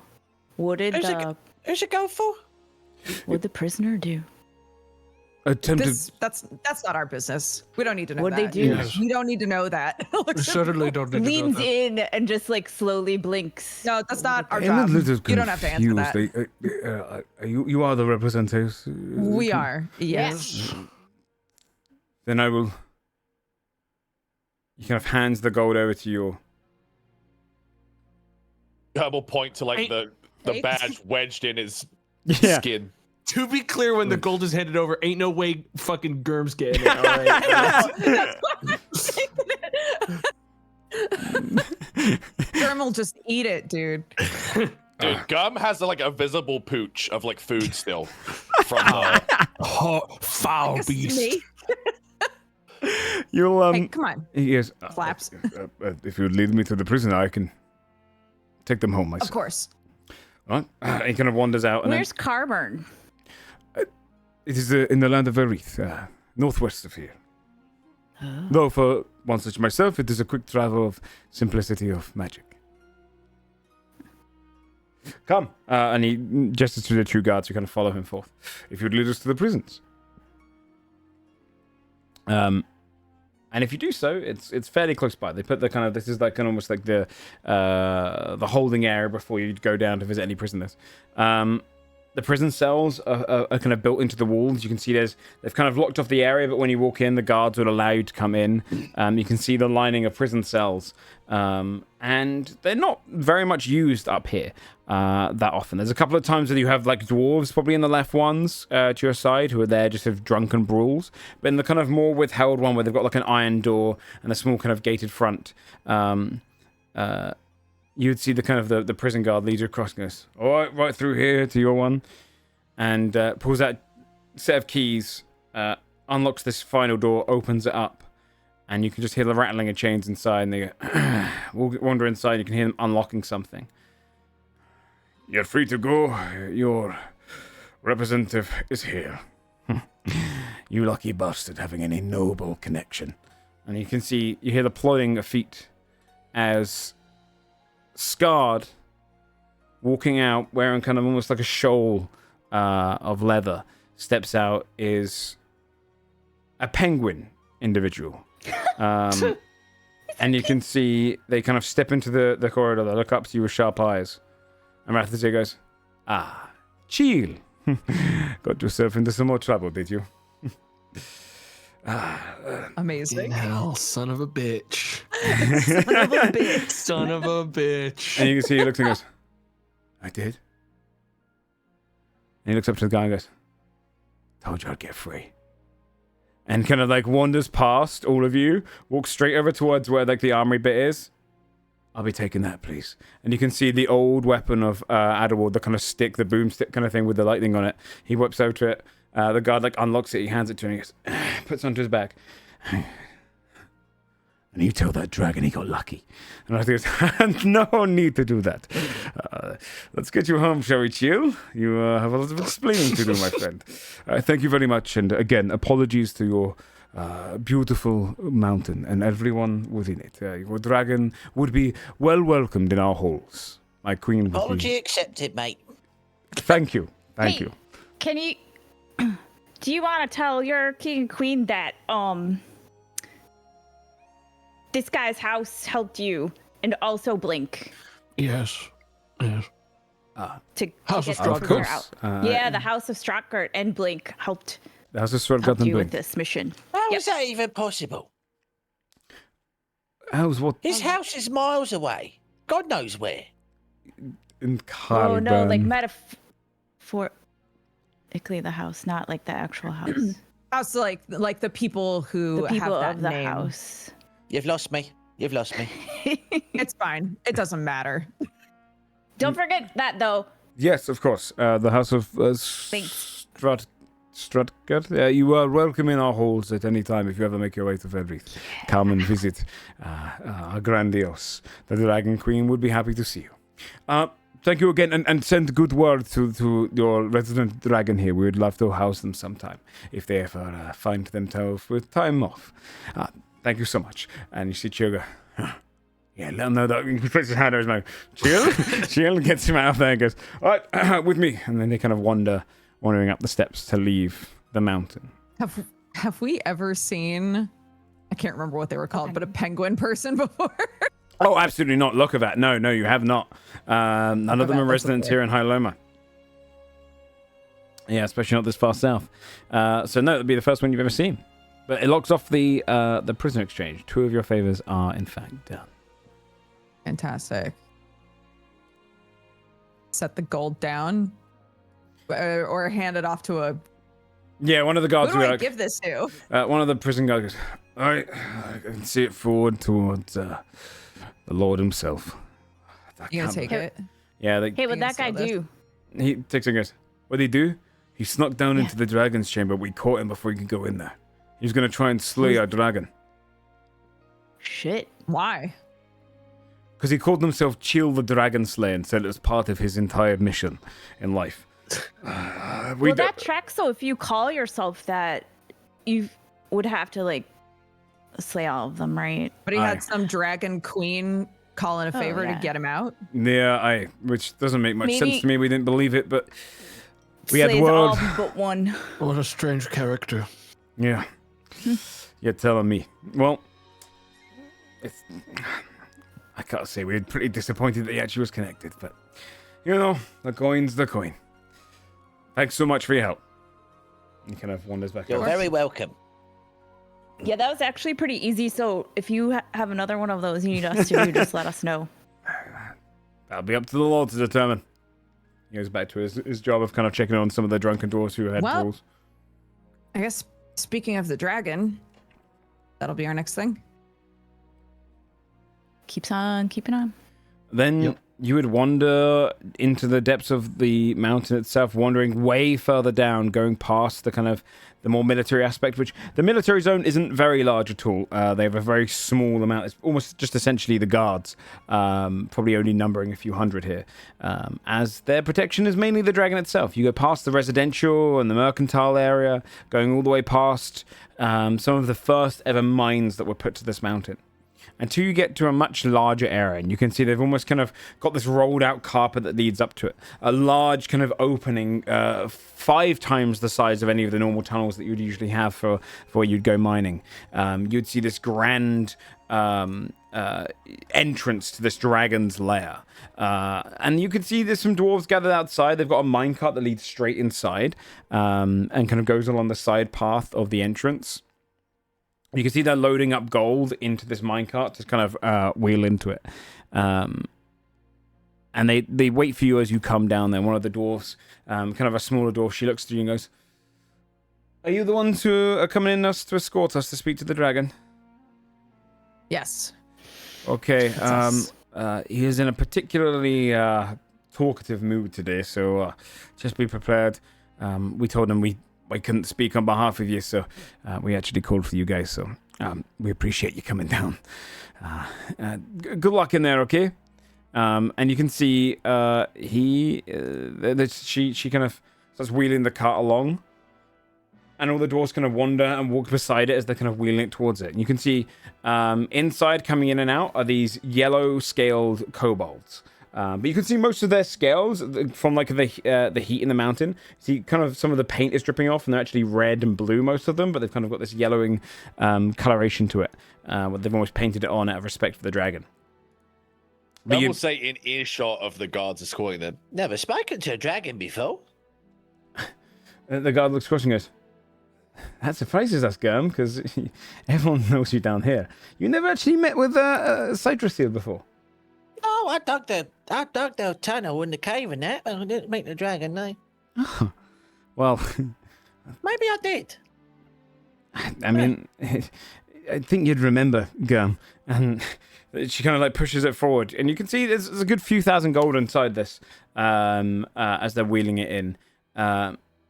Inside, as you get there, you can see piled up across the walls, very neatly stacked by the kobolds that are kind of moving it, is all of the gold and riches that have kind of been brought in. And resting in front of it on a great kind of bedded pillow of pillows and kind of statues that have kind of been designed and wrapped around. You can almost like this kind of bed that's been built specifically for the dragon. Great stone, almost like bowl, and then pillowed inside. You can see this huge, ancient yellow dragon lies there, curling their claws in front of them, kind of tending to their own nails by just kind of scratching between them.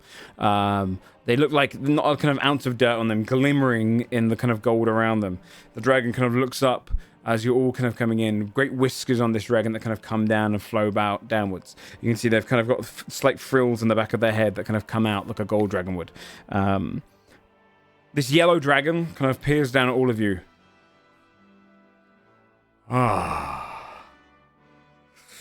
Welcome to my halls. Are you the ones who are here to represent?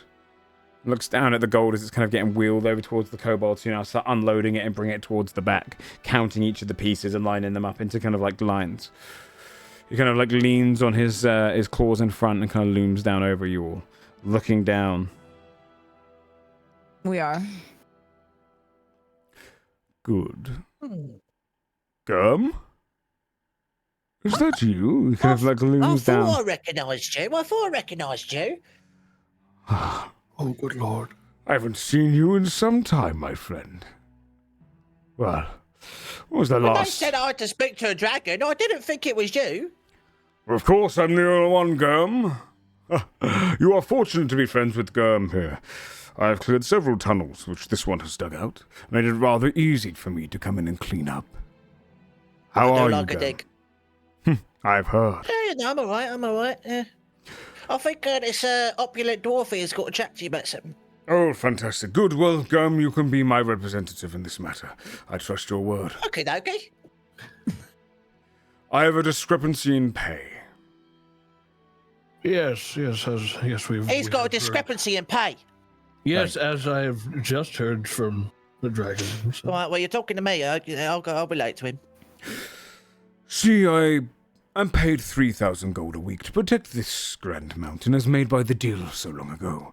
3,000 gold straight into my lair each week, with 2,000 every time that I have to clear a tunnel of problems from you dwarves. Once your appropriate parties check the tunnels to make sure that they are in fact cleared by my breath, I then give him my gold. And if it becomes infested again, I'm paid 2,000 again for the same tunnel.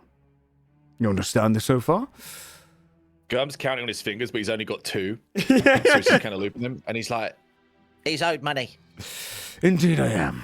Because last week I was only paid 5,000 gold, but I in fact cleared 2 tunnels. You see one of the dwarves goes, Citrussil, we told you only 1 tunnel was cleared by the Lord, they said. I said, and you see like little plumes of fire kind of spat out for his nose. He goes, interesting, isn't it?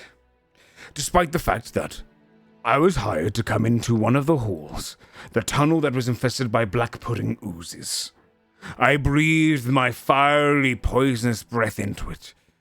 cleared them out, but one slipped through a gap into another tunnel. So I had to climb out of that tunnel, go to another one, and clear that as well. Now, I consider that 2 tunnels cleared. It is not my fault that you have not sealed your tunnels amongst each other. Sounds like overtime to me. Sounds like overtime. Yeah, sounds like he's owed money. Good. Oh, but the dwarves think it's like the transitive property of tunnel clearing, and so because it moved, they're counting it as one. Exactly. I am owed 2,000 Technically, wouldn't gold. everything be one tunnel? Because it's got doors and stuff. Like everything in here is like. We're speaking common here. We're speaking Well, common. Am I one not big wearing that? tunnel. Let's look at it like this. We're perhaps. talking in common. Just to be Given- tunnel. Given that only one of those black pudding oozes made it into the second tunnel to begin with, perhaps instead of paying a full price for that second tunnel, which surely would have required a much smaller effort of fire from you to clear, perhaps we find an agreement somewhere in the middle of a payment for the second tunnel. Roll a persuasion check. Sure. I'll give you advantage because you're next to Gurm. That's a 9. Yes, Gum will find look in the back. middle. They want to shortchange you, big fella. Of course they do, Gurm. Now let me tell you. Every time there's been a problem, who clears it but Citrussil? Do you remember the time in which I owned this mountain, when I made a deal? I remember. I never had to make the deal. I remember that. I can't remember if it was you, though. But now I do remember. Yes. Now, see, I've heard word that in the Underdark currently mind flayers are getting slaughtered by the many. Their kind being wiped out by a creature of vast danger. Now, what if that thing came to this mountain? A few hundred guards are going to hold it off? The ones which I could kill in a single breath? No. Citrussil will be the one. So what would happen if I was not around? I know how much is being dug in this mountain. I can feel the very gemstones vibrating beneath my claw. I know you are making vast profits. And I know my meager sum is, quite frankly, underselling myself. So when I say I have been miscounted, I mean to get the 2,000 extra. Do we have an accord? Vonda's gonna look at the others.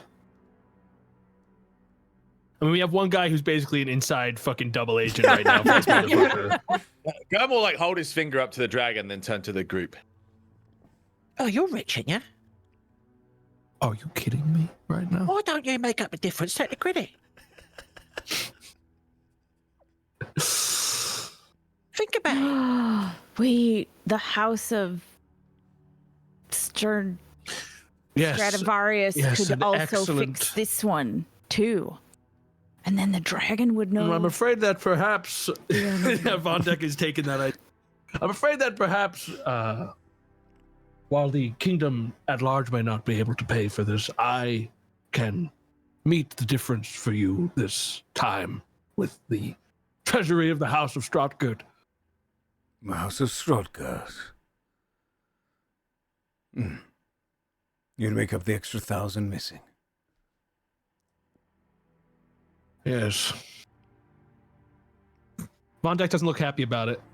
He actually looks very upset about it. But he's trying to, he would do a performance check even to try to fucking hide how much he doesn't want to do that. Not one. He's very clearly very upset that he's about to lose an immense amount of money. He kind of lowers his head in this. and smirks. I too would be fawning and miserable over the sight of losing any amount of gold. Yes.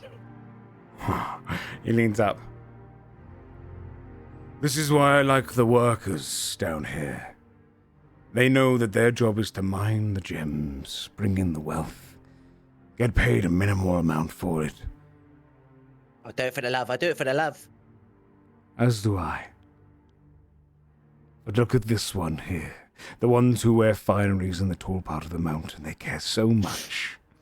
I think he's talking about you, mate. Then I thank the House of Strotgate. I will remember the name. Yes, very good. Very good. Then we have an accord. Good. I will not keep you any longer. I need to look at the new parts of my treasury. Behind him stands like a good few 100,000 gold now. Of course. And he turns and starts kind of leaning over the kobolds. They're like, It's all there. count it again. They're like, and they go back to kind of canon once at a time, leaving you guys with the favor of a dragon.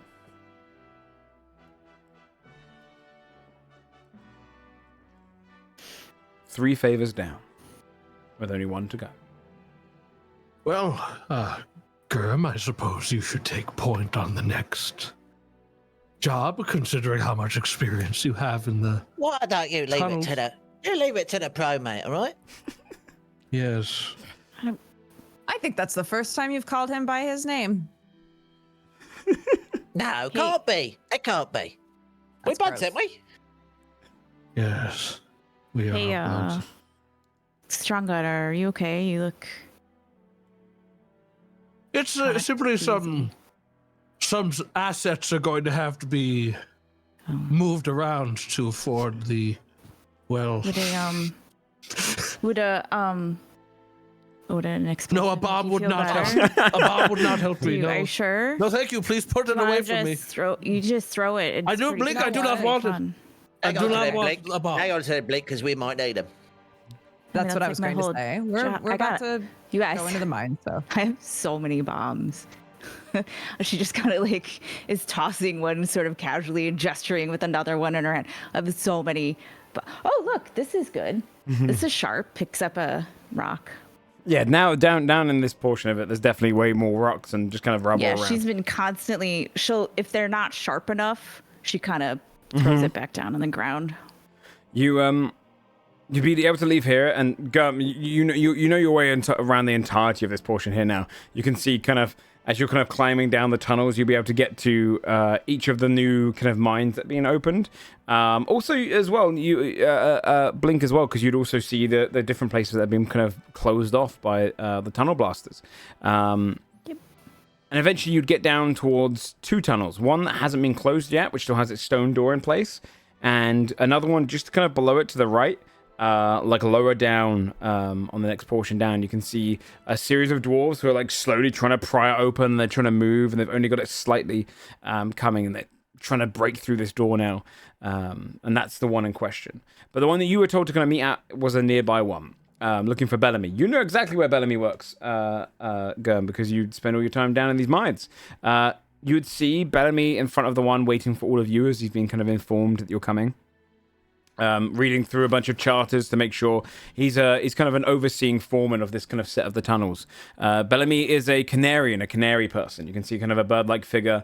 They've got their miner's hat on as well. The kind of almost the blinking gem light is kind of scanning over. It's darker down here, but all of you, I believe, have dark vision, so you can all see pretty well. And you'd see as Bellamy kind of looks up to you in front of the door that no one's really around. They're kind of prepping it for the explosion. You can see there's been almost like chalk on the walls to see where the best place to blow it up is. And he goes, "Oh, Gum, All right, boss. What are you doing down here? I'm just waiting for some people to come up from the Lord. Oh, it's a ton. Well, we're from the Lord. Come again? No. No, I signed up last minute, didn't I? But there's look how opulent he is, and a dwarf and that, and then Link, look here. Well, Gum, I can't have you going in there, mate. Why not, mate? It's too dangerous. What do you mean? I wouldn't risk the best Dangerous miner we why? got. Well, if they're not told you what you're going to be doing, oh bug, of course they ain't. They said there was some risk involved. That's really all that we know. I mean, there's always risk involved as soon as you come from the upside. I mean, that's all mining is, isn't it, right, Ghelfi? Yeah, mate, that's all it is. That's all it is. Right, so End of the day. I I don't really want to send you in, mate. So problem is, right, we can't get the door open down there. We've got a problem going through. Once we get the door open, we're going to send some guards through to clear it out or call for the need of the dragon. He kind of takes this little crystal, and you can see it's almost like a perfume inside. He goes, see, my job is to really uncork this. The fumes, they lead to the dragon. Citrus will know to come in and clean it out. We have to assess if we want to call him or not, because it's 2,000 gold really to clear out that tunnel, so it's a little bit pricey. Well, as it happens, look, that dwarf there points to the non-opulent one. Oh, yeah? Looks tough. And that blank here got bombs. And the rich one, magical. Fantastic. I tell no lie. I tell no lie. Blink pulls out some goggles from one of her pockets, and they've got water in them. It's like 2 things of glass with water in them. And if you've noticed, as she's walking around, she squints a lot.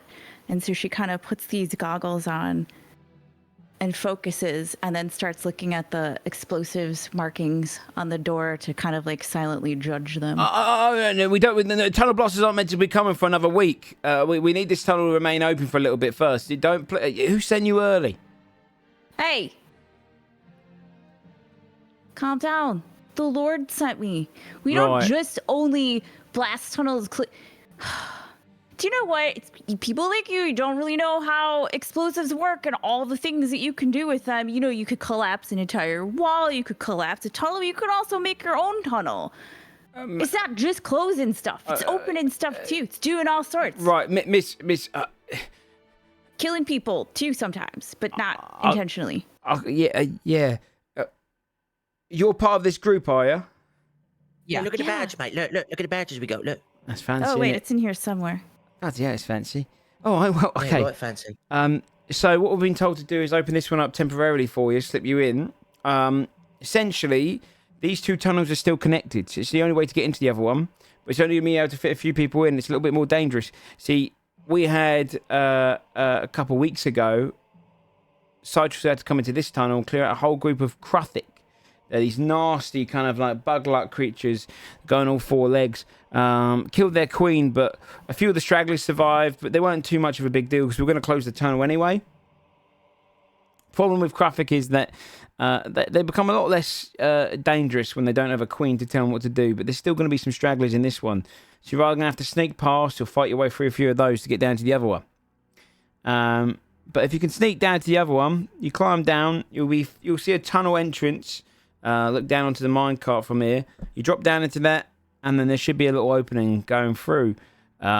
Basically, we just want to know if we should be calling in the dragon or not, or what we should do if there's any survivors or whatnot on the other side. So, yeah, I guess that's it. But anyone I can send except for Garm. I don't want Garm to. We'll take care of Garm. Oh, God, mate. Oh, you remember what happened last time I got cut in half, didn't you? Yeah, but the other one of you, he's useless. Oh yeah, no, well, it was a bottom half, wasn't he? Yeah, you always were top half heavy. All right, well, okay, just be safe in there, all right, Graham? Yeah. No, I've got these lot. Yeah. All right, good luck. And also, hands the crystal over to you guys. If in the case that we do get it open and whatnot, uncorking that, it will call Citrus Hill straight to you. I mean, he'll be able to knock down the door down there. We just don't really want to have to pay him for that as well. But if it's really that serious, then, you know, hopefully not. Don't play around that thing, okay? He gets paid if he comes or not. So, that's 2,000 gold you lose if you open that thing. All right. And he goes over towards a crank, pulls a lever, and you see the door, and he pulls it slightly so it goes and locks with just enough room to squeeze through for all of you. All right. Awesome. You would find yourselves going into a tunnel. And as you're wandering through the kind of general halls of it, the minecarts be mostly cleared here. Some breakaways where some of the tunnel blasters have already started to close and collapse some portions of it. And you can see where the Kruthic tunnel has been kind of collapsed as well. But eventually you'd hear the scuttering and scourings of a series of Kruthic. for those players who remember, Krothic are the creatures you fought way back when in early Godforge. They are these carapace-like four-legged creatures with kind of sharp mouths that follow kind of almost like a hive-like behavior. And you can hear a larger one down in this kind of tunnel below, trying to gnaw through a wall, biting at any equipment and food that's been left by. Stragglers of a defeated hive. But we'll come back to that fight and however you want to approach it when we come back after a little wee break. And we'll see you guys for the last portions of this one shot then. Okay, We'll see you guys in 5. Badass. Sick.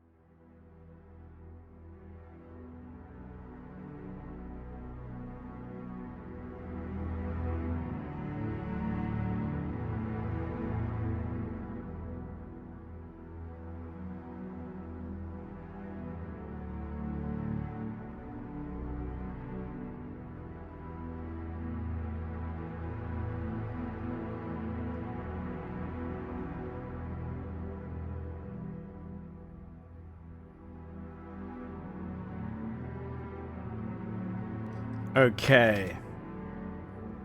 Let's get started quickly, chat, because we do have... I think OG's got an out, so we should get into it. Okay, I'll unmute. Hello. Hello, everyone.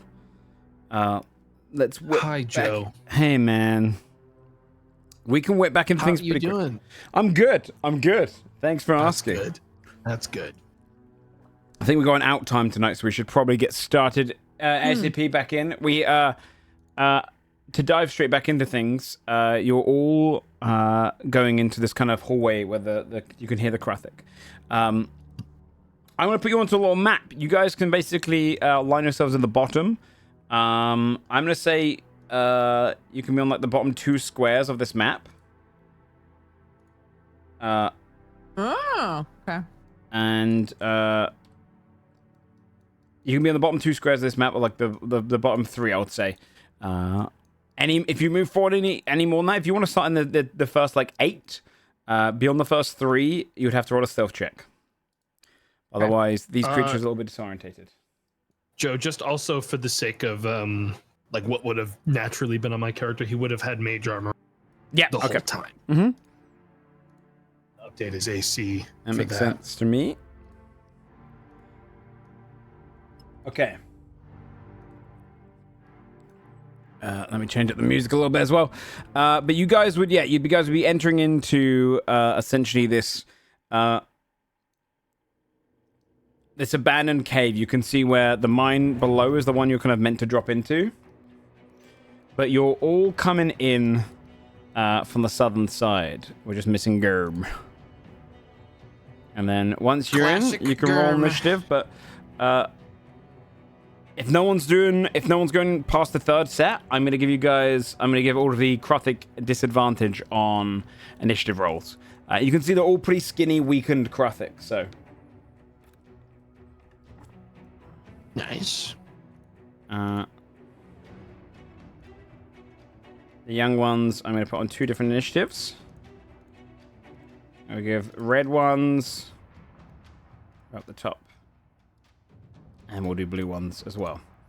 But, you can see these creatures all kind of wandering around, gnawing on them. The white kind of ones on the side, they're kind of like adults, so a little bit larger than the smaller ones. And the bigger one down the bottom is some kind of greater one. Okay, I'm going to roll this twice on these guys. Okay. So they have disadvantage to the young Krathic on these are going to be the red ones. They go second there.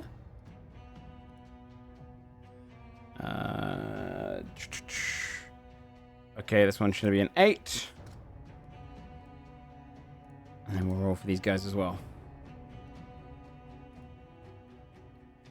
16 on the bigger guy. And then the adults will go at the same time. And they get a 16 as well. So the large ones are all going to go at the same kind of time.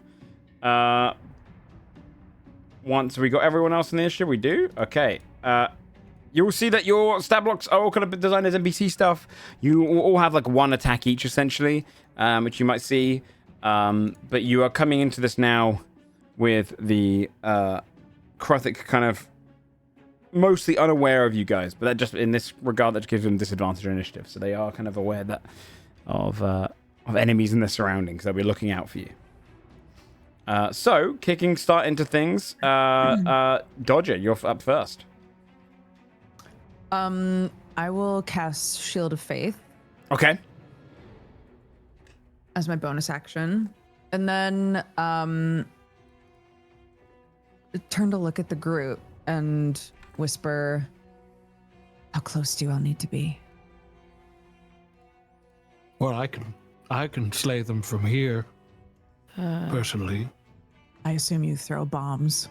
I don't really have a social bubble. You get as close to me as you want. I should, it's finesse with bombs, and you should get a little closer so you can really aim really well. So it was a little far back for me. Germ, do you fight? Can you fight? Oh yeah, I've got a pickaxe, you know. All right. Okay. Let's get a bit closer. anyone who needs to.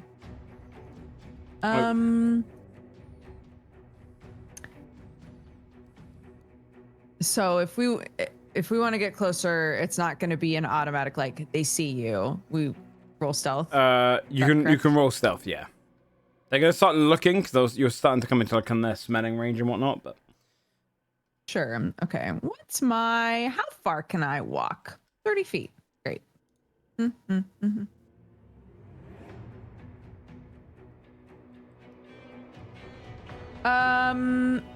I will try to go here. Okay, give me a little stealth check. Okay. See how we do. 7.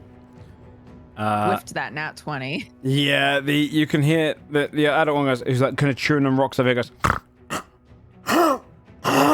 and kind of calls to the others, and you get this kind of almost guttural sound as they're kind of awakened up and they see you over in the darkness, entering into the fight. I will shoot this one with a prismatic beam then. Which one? Sorry?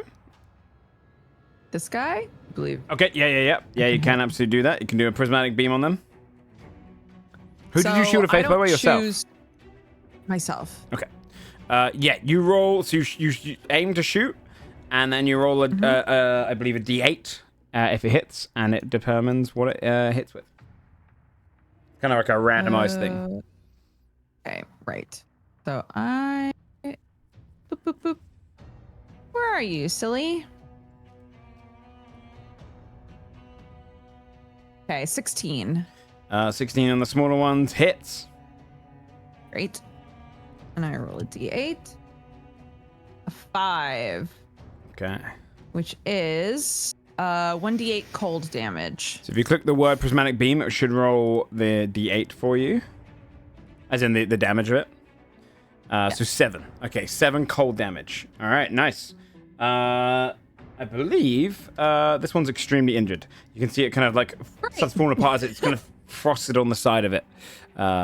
And barely able to keep its legs. All right. Okay, that's my turn.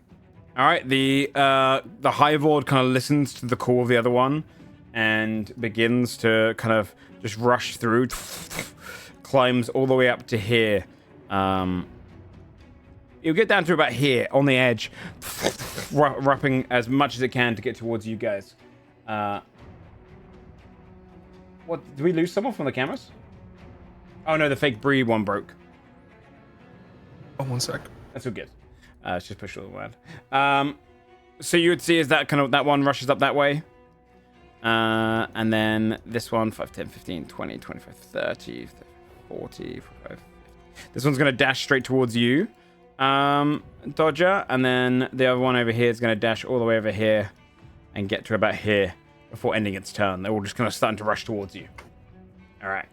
Tomato. Hi. I'm going to aim at the one closest to me after moving quite far away. I'm going to shoot at that one with a rune strike. 18 hit. 18 to this one? Hits. Yes. 2 force damage, but I will gain a bind. Rune bind. Okay, nice, yeah. 2 force damage goes through, damaging this thing. Anything else? No, that is it for now. Okay, the young Kruffic, which is this, which one's this one's? As the blue ones, they're going to rush up as much as they can as well. This one's going to dash up to here, get up to that portion. This one will dash over here, and this one will dash down to here. They're all kind of just rushing forward. Okay, OG.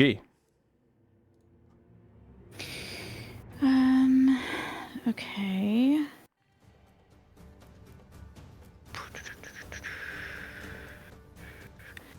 Let me measure this.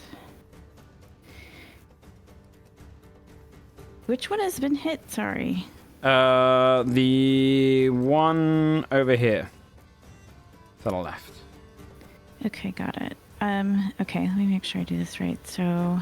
Also, you guys might see you have recharge abilities. Essentially, that's similar to what I have. Some of you will have recharge abilities. Now, right? And yes. And then at the start of each of your turns, you roll the maximum dice of it and see if you can. It unlocks if you roll the threshold. Is it considered charged for this turn? Yes. It's the first time. Yes. Everyone has their recharge. Great. So, bonus action, I'm going to make a makeshift bomb. Okay. It is a sickening bomb. Okay. Okay. And then I'm going to throw it at this guy. Okay. What do I do to throw it? I just do toss bomb. 1d20. That doesn't look like that's right though. Why doesn't it look as right? What's wrong? Oh no, maybe it is. Yeah, you guys only have a plus like 5 to hit. Yeah, no, it is. It's just because it says your bomb uses your intelligence mod, and then I was confused. But yeah, it's right. So it misses. So you make this little makeshift bomb. You throw it. It dwindles, like puffs out over here, and then dwindles off. Okay, and then oops, I did not mean to move. I'm going to keep clicking the wrong thing.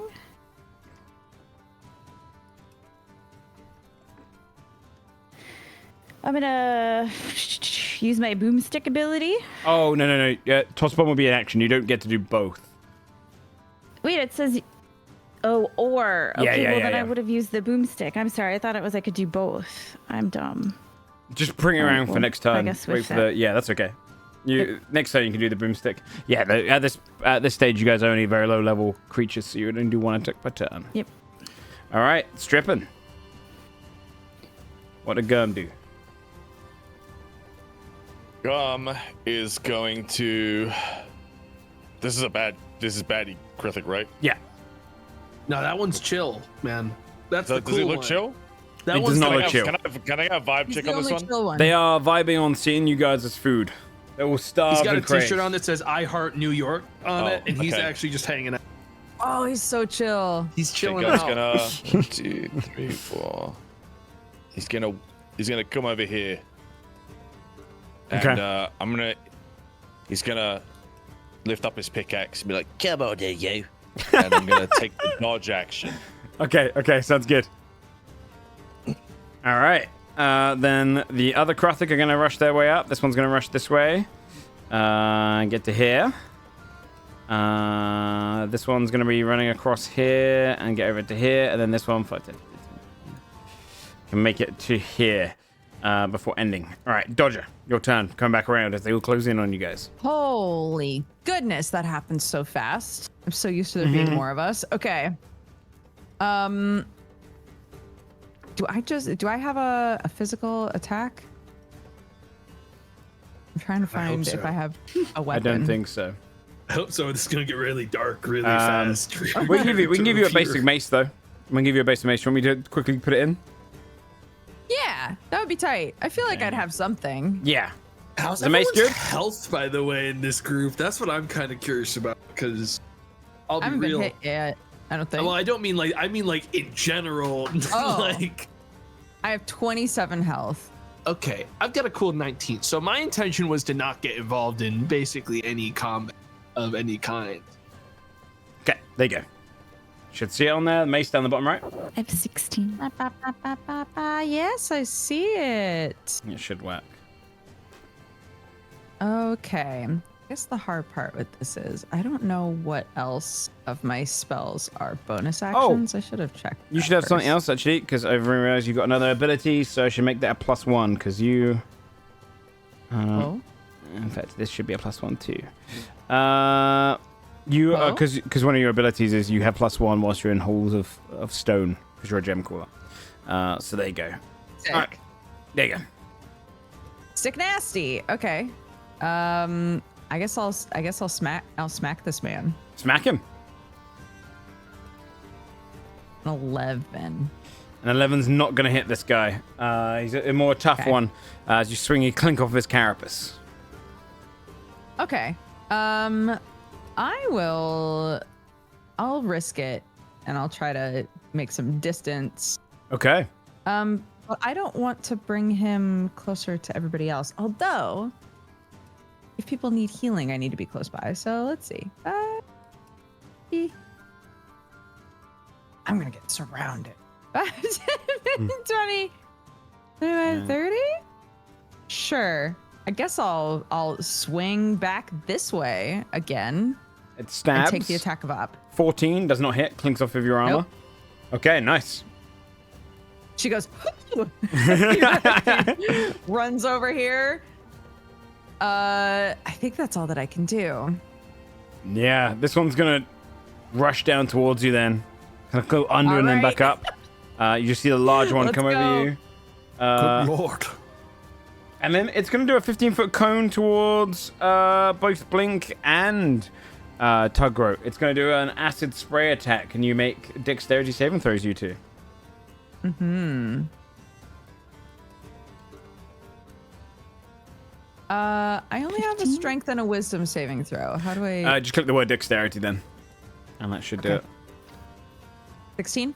Okay, yeah, you both succeed. You'd only take 5 points of acid damage each. You see this acid spray go across you two, and you manage to kind of deflect off most of it. So just 5 points of acid. Fred's big move. All right, that's the end of its turn. The other adult over here is going to rush down. Yeah, it's going to go for you. It's chasing after you as it tried to bite you before. It goes for a bite. 23. Yeah. 7 points of piercing damage. It bites into you. Okay. And then the other one's going to go for you, Gum. And it is also going to try and bite. 13. Misses. Yeah, you managed to dodge aside. Okay. Tomorrow. I think we just got to add clear. So I am going to cast Shatter on this location, a 10-foot radius around that square. Okay. I will hit with a Shatter.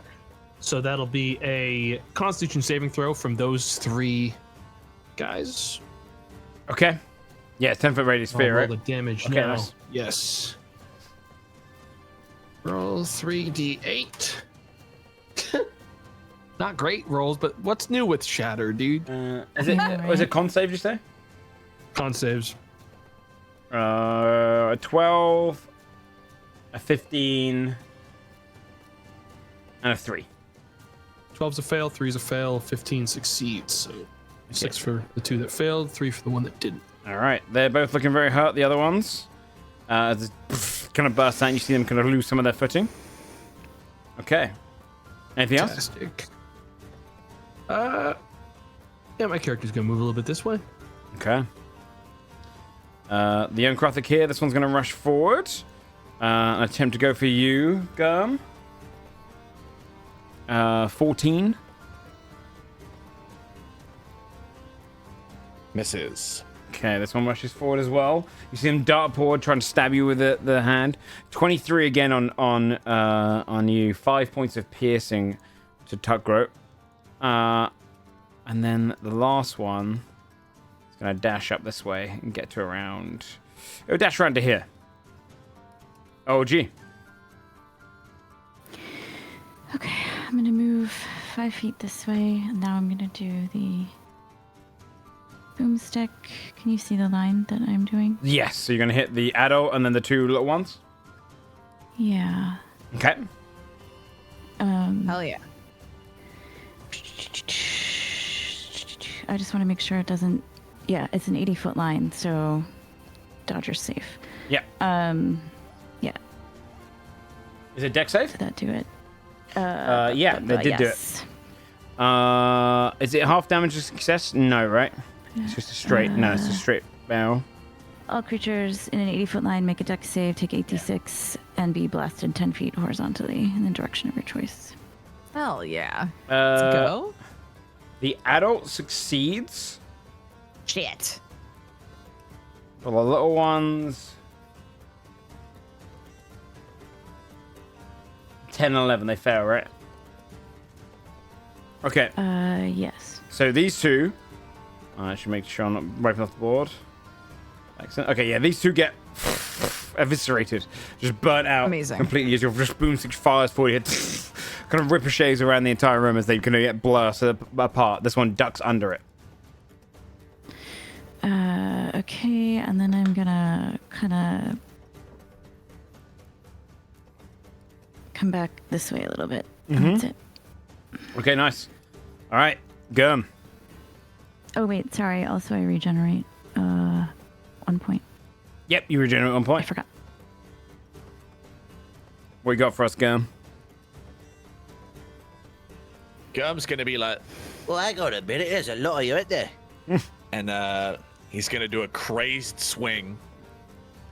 Well, first I'll use off to work. We go. Okay. Yep. Which is basically my enrage. Mm-hmm. And then I'm gonna do crazed swing, which is roll with advantage and swing your pick in a whirlwind around you. Every creature within 5 feet can be hit by this attack. If it misses, it still deals your strength and off to work damage. Yep. So yeah, you swing there. That's a 22 that hits. I got rolled a hit, right? Is that? Oh, is it 22 to hit? Yeah, it's 22 to hit. Yeah, you hit all three. You get to decide. Do you want to do it individually for each for crit farming, or do you want to do it just one and done? We'll do one. Okay, because 22 hits all three. So you have to roll this, and then it will. That's how much damage each of them will take. It's 1d10 plus 3. Just click on crazy swing in the chat. It should work. Oh, should it? Yeah, because it also does the thunder damage as well. Hell, I rolled a nat 1 on both of those. You gamed me. It's rough. I'm taking my roll, dude. Crumbles. My roll was a 9. You want to take your roll? Sure, you rolled it first. Yeah. That's fine. We'll stick by that, though. It's the first one. He's told the DM what Yeah. he's doing. 1 thunder damage. Okay. Plus 2 from off to work. So. These two. I'm gonna do my own 12. thing. 12 damage. These two are dead as you kill those, and then this one, 12 damage. Nice as you slice into it. Okay. You'll just take your first rolls from now. That makes sense. All right. Anything else? Your pick That's just going it. through them. You can just feel it. It's like cutting through kind of lighter rock for you, so you can kind of just slice straight through. All right. The red Krathic ones, which I think are all dead now. So actually, I will just remove these from the board. Then that will leave you, Dodger. How dark is it in here? Oh, pretty dark. The only light source I'd say is coming from up here. Kind of just a very general couple of lanterns that are still swinging and lit, but it's pretty much pitch black over to where you are. Would I know, or would any of us potentially know whether or not these things are sensitive to light? Roll a nature check. Okay. Beep beep. Ooh. 3 out of -1 in it. Not too sure. You're because you kind of live in the luxury of this mountain a lot of the time. There's not many skirmishes because they can just rely on paying the dragon, and so you probably just don't know much about the Krathic in general. You've probably heard of them, but they usually get wiped out by fire and poison in tandem. Okay. I think Tuckgroat's gonna over her shoulder be like, "Watch your eyes." I'm going to cast daylight on this rock. Okay. Nice. Which I will click. Beep beep beep. I can't click it. Oh yeah. You won't be able click to click those ones. You just have to cast it. It's a 60-foot radius sphere of light that spreads out from a point that I choose. Okay. And it can be an object. It will move with the object, but it's a rock. Big old So it's not boulder. gonna go anywhere. Okay. I will put this little aura down. Oh, I wish that was the same size. Why? Has anyone got it of the same size? Let's see. Yeah, you drop the daylight spell. You see the burst of light come out. And yeah, you would definitely get the weakened elements of the adults. Not the Hive Lord. He doesn't seem affected by it, but the others are definitely affected by it. I might be able to just... Fantastic. I think I've got any things. How big is it? 60 foot, yeah? 60-foot radius sphere. Okay, let's see. So it's actually it's pretty fucking massive. It's It's really big. It's like this big or something like that, right? I would just say it's on, and it goes up to like around here. Like it's. I think they're not going to be leaving it. It's large enough. Yeah. They're in the daylight for sure. Okay, yeah, you burst out there, and it's not concentration either. So you're just going to see this massive amount of light basically encompass the area. Like yeah, 60 it's feet literally radius. they won't move out of that radius. But you can see some of them are struggling in it. Yeah, you drop the light down. Okay, yeah, she'll drop that and kind of look around like, is there anywhere that it would make sense for me to go to? And just hunkers down where she is and goes, anytime you guys want to throw something dangerous. It's been working so far.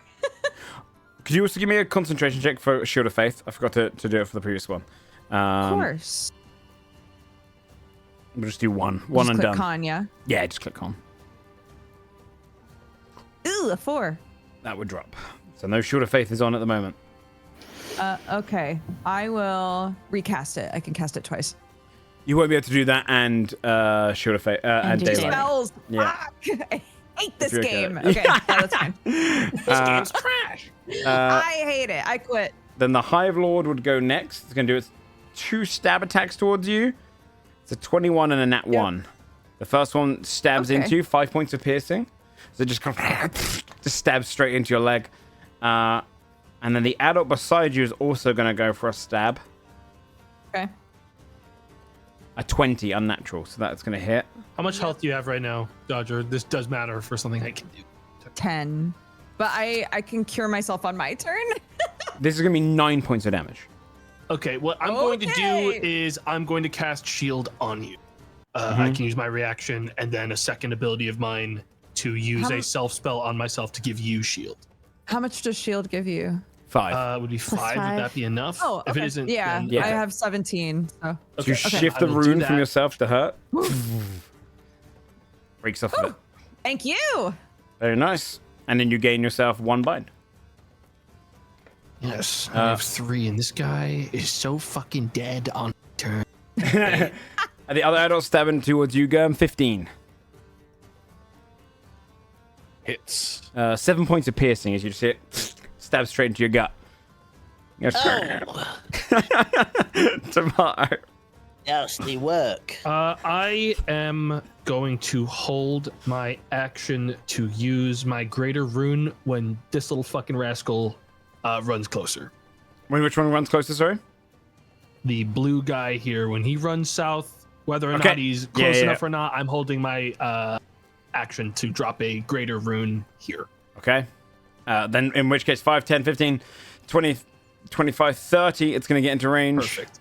Yep, so this is going to be, I'm going to use all of my runes, so it's going to be a huge radius. Are you dropping it in a place that rune. won't hit dodge? I'm dropping it right where I'm pinging right now because I do not want Dodger's It'll be carry. this big. If it's 10.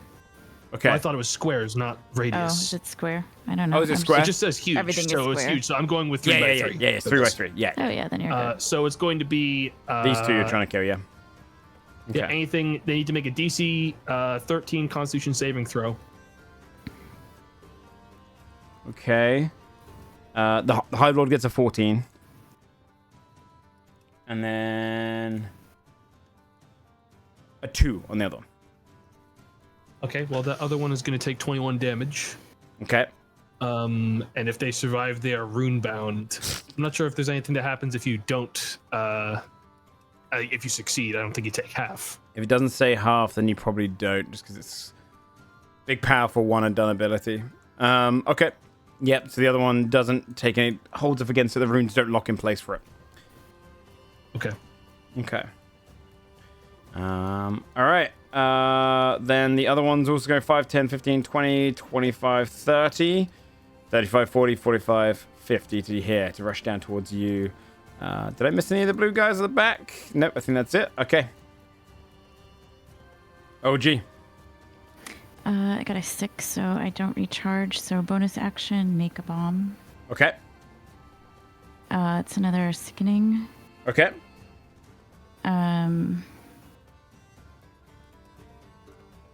I will. I'll just chuck it at the closest dude. Okay, sure. Roll to attack. 17. 17 hits. They take 4 points of poison damage and are poisoned. Oh, and they're poisoned as well. Okay. Yes, until the end of my next turn, and I regen 1 point. Okay, nice. Yeah, they poison the cloak. Kind of slows down quite a bit. Okay, nice. Stay there. Strippin. Gum. Gum's gonna he's sticks his tongue out, which looks like a smaller worm. He's thinking, and he's gonna look for a gap in the armor of the Krothic, and he's gonna strike it with his pickaxe. I'm gonna do a careful swing. Go for it. Also, do I roll a 1d6 to recharge the Quaze ring every turn? Yeah. You at the beginning of your turn. Yeah. Okay. So it doesn't recharge. Okay. But 17 to hit. Hits. It's gonna be for 16, 17, 18 damage. Yep, because it's got the +2 on top. Yeah, 18 points of damage. That thing is looking extremely hurt now. As it's kind of crumbling in front of you. You managed to hit right on the kind of side, knowing that you're an excellent miner. You find the kind of softer portion of its body. You can see blood is gushing out of it, and it's kind of hobbling on itself. Okay. Yeah, he's pretty chuffed with that because it was where he wanted to hit. Yeah. It's a perfect start. Yeah, nice. That's my turn. All right. Dojo. I'm going to cast. Hold on, just realizing I need to double check that I can do this. No, I can't. I'm gonna cure wounds myself. Okay. Yeah, makes sense. Which is 1d8 plus my spell casting ability. Which is what? Your wisdom will be +3, so 1d8 +3. Okay.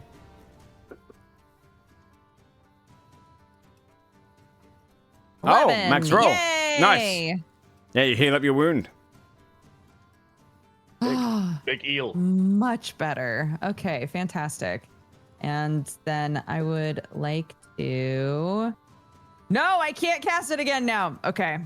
I fucked up. I used it all. All right. Then I'll hit this guy. I'll smack him with my mace. Cure wounds is in action. Right. Yeah. I'm done. Yeah, early level characters. I look pretty. Okay, well, you're defending. You're the tank right now. The other one's gonna try and swing at you. It goes for a stab. It's gonna be a 24 because it has advantage, and then a 19. You technically still have shield on because it goes until shield should still be up. Yeah, it would have. So only the 24 hits, right? 7 points of piercing. So it stabs into you, but doesn't get all the way through. Actually, I should have been doing this as well myself. See if it recharges. It does recharge. Okay. The adult, these guys have disadvantage against you, so they are gonna. It's technically gonna be roll normal because they have pack tactics. 18 does not hit you, and the other one's gonna go for Gurm. It's a 10, misses you as well, because they're both stabbing out at you guys. Tomato. Yeah, I'm gonna fire at this one with Rune Strike. Go for it. 21. He's poisoned Hits. still. Although I think that's only... Another 2 damage. I'm building up the next big damage one, guys. So it's all good. It's all Believe good. in you. Yeah. Runesmith's still about building up. You do the 2 damage to it, smash in the side. It's still up. Anything else? No, that's it. All right, the last young one is going to attack you, Gurm, with a stab. Nat 1, kind of a little bit scared, a little bit frightened now, kind of stabs in there trying to find a weak spot in Gurm, but doesn't find it. You don't. OG. Blink. No recharge. No recharge. So, it's a 3 on the makeshift bomb. Mm-hmm.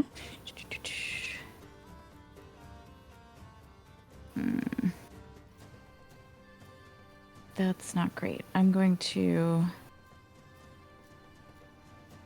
I have to see how far this is. Hang on.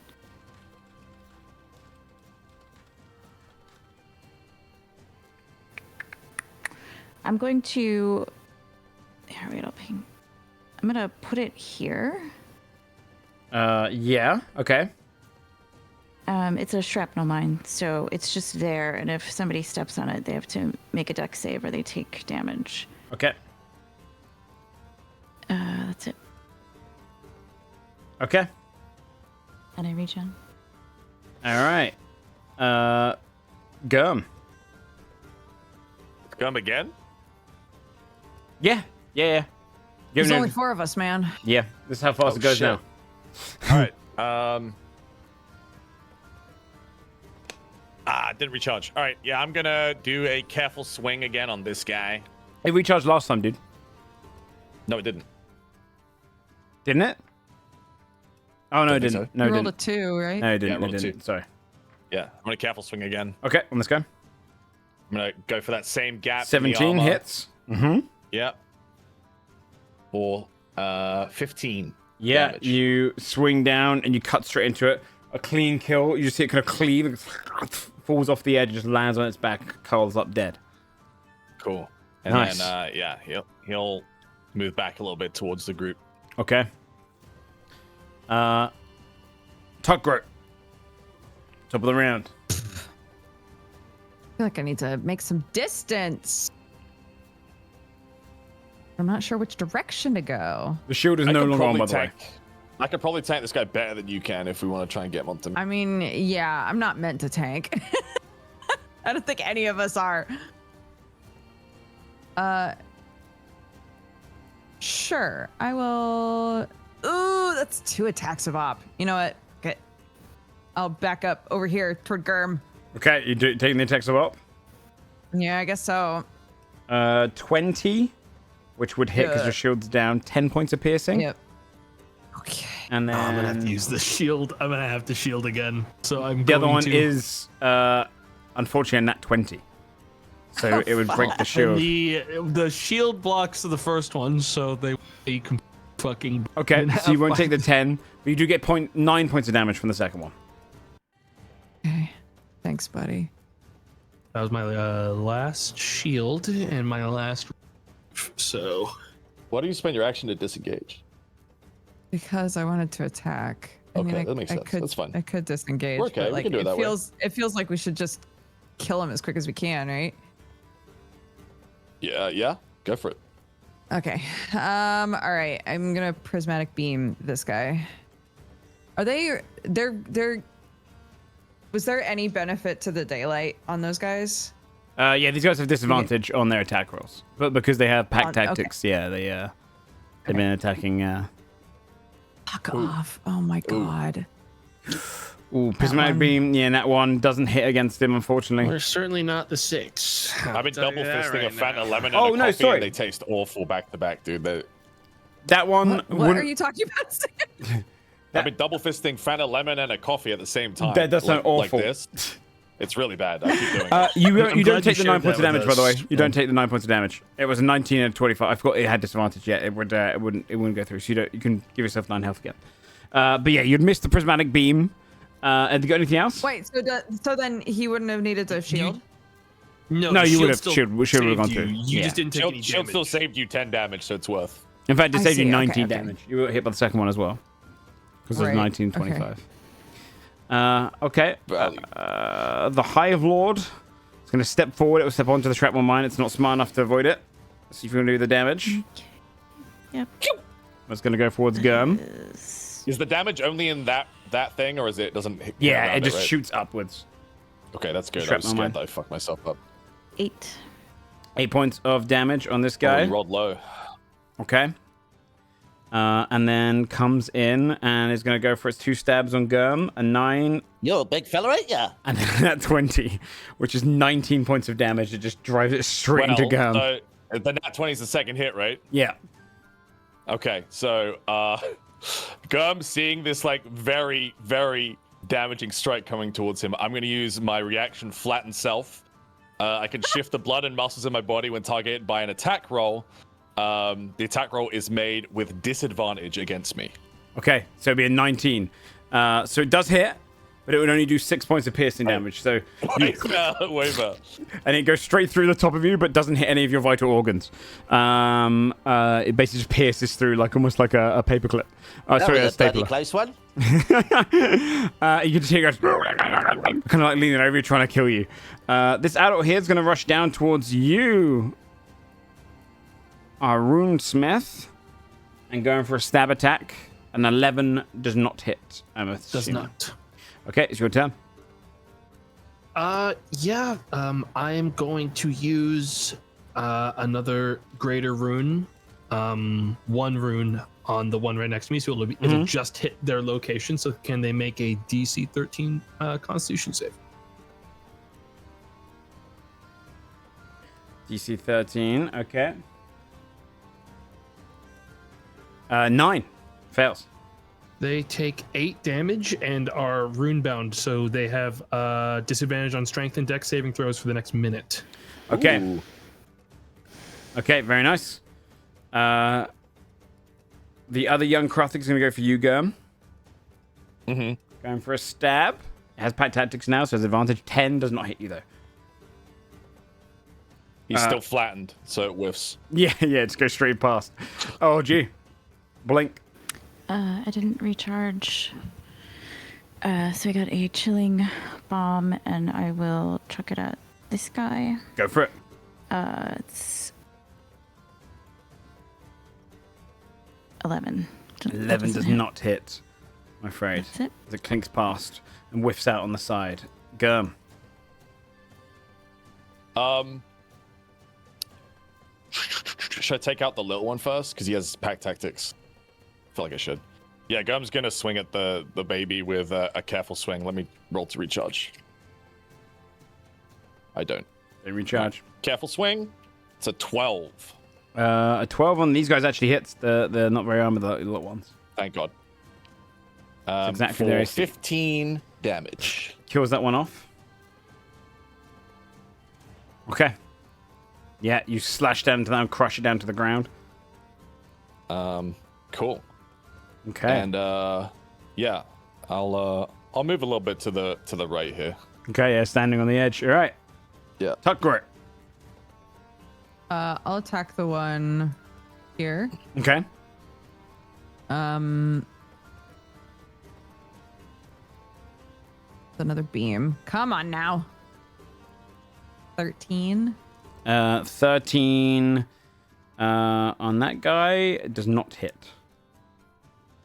Fuck, man. Yeah, that's unfortunate. Okay. You shoot past and don't get the kind of beam go across. The High Lord's going to do a strike against both. One at the top, then one at the bottom.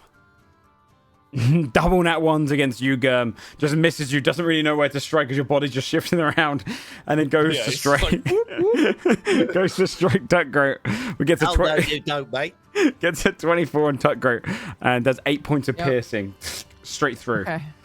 The adult's going to go for you still. Tomato, double 9s doesn't hit. Your turn. I'm going to do the exact same thing to him again. Can take another con save. Use my other rune. All right. Con save again. 13. That means. Okay, so it just holds off against it. All right. OG? No recharge. This time it's a kaboom. Okay.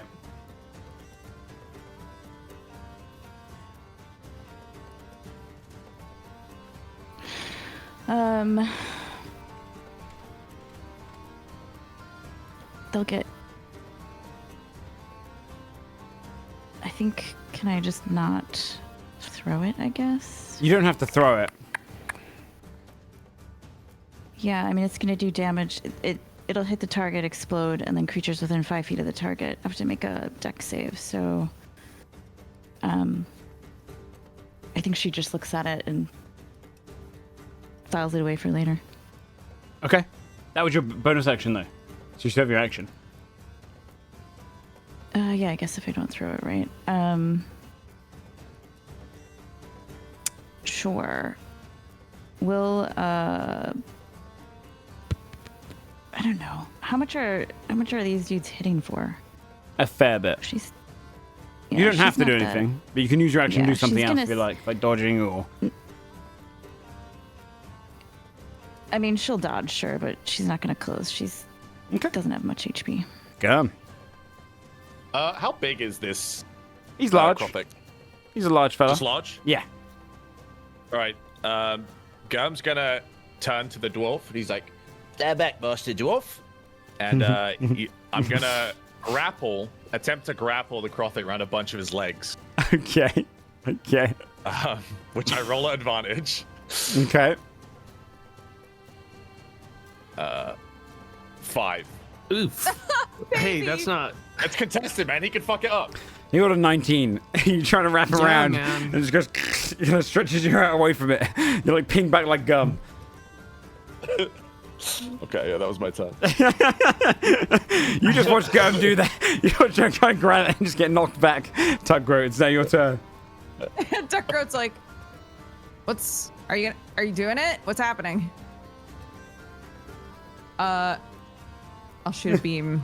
I will attempt. Okay. For the third fucking time to shoot a beam at this man. Go for it. Times charm. 19. That hits. Good. I roll a d8. A 6. The target has the restrained condition until the end of your next turn. Nice. Okay. Nice. Okay. Yeah, it's restrained. All right. Does it also take damage, or is it not just on restrained? that one? Just restrained. Okay. On your major ability, it does more, I think. All right. The Hive Lord is going to go. It's going to do the same thing, top and bottom. It has disadvantage because it's restrained. No, the big one didn't get restrained. Yeah, didn't he just kind of smack you away because of how pathetic your attempt was at restraining him? One.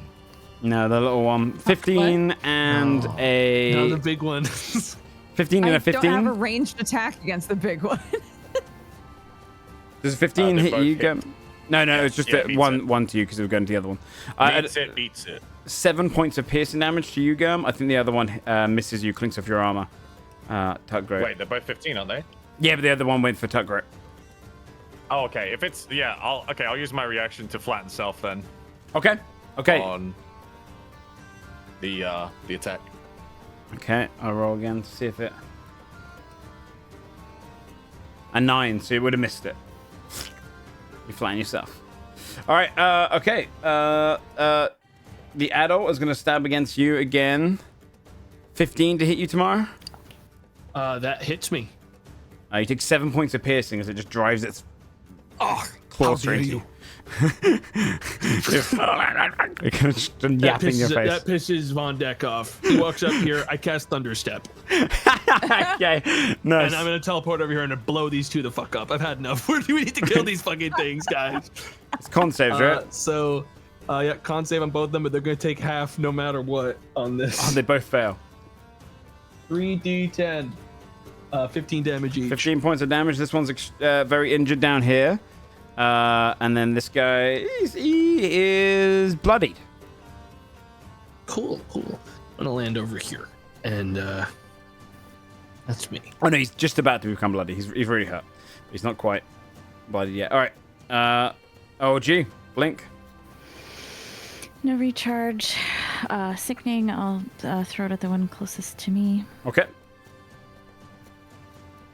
15 to hit. 15 does hit. This is armor class. I forgot. Sorry. It's 5 poison and is poisoned. 5 poison and is poisoned. He's barely holding on. He's poisoned on top of everything as well. Okay, cool. It's like collapsing on its own legs. Gum. Yeah, Gum's gonna reassess. This thing's too strong, so he's gonna eat. He puckers his little worm lips together and he scratches his head and he looks for a weak spot in its leg armor. I'm gonna go for a careful swing. Go for it. Let's roll first. Nope. We're gonna go for a careful swing. Only a 10 to hit. Yeah, you picked the wrong spot. Hardened armor. Fucking kill that shit. That's not it.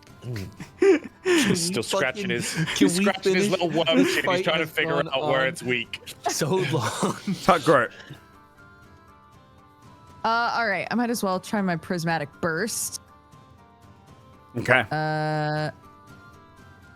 Each creature caught and it makes a DC 13 dexterity saving throw. It will hit allies unless you move into a position. Really? Yeah. It's like fireball. Ah. Oh, is it in every direction? Yeah, it bursts out of her. Yeah, it's a burst. Never mind. Hey, you could just kill Germ. You know, it's not the end of the world what happens to Germ. Here's the thing. I'm not going to move again because I've moved. Every time I've moved, I've been punished. So. Yeah. I mean, you could just disengage as an action and live a good life. But then I'm not contributing to the fight. I'd sooner kill Germ than disengage. You're contributing to the fight by not dying. Staying alive. It's your call. Is this guy? Do we think this guy's gonna die to poison? He's like basically dead, but the poison won't kill him. It's poisoned is not like it already did the damage. It's A gust of wind would disadvantage, so it's not like it takes additional damage. But he's almost dead, so there isn't you can like also a try to dot pop on him. Yeah, no. You try to pop him though, because I think he only has like 1 HP left. Okay, this is a 24. 24 hits. Kill this man. Great. Let's roll a d8 and hopefully do damage of some kind.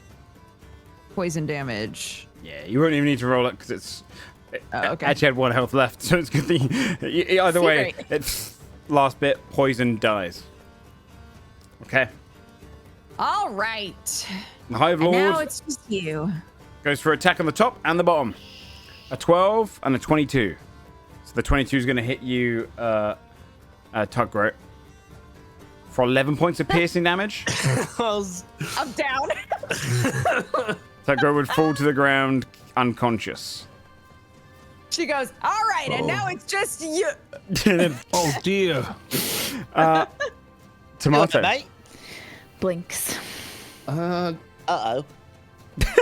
Whoops. Yeah, I don't really have a thing to help with that specifically, so I'm just gonna keep blasting. Yeah, blast away.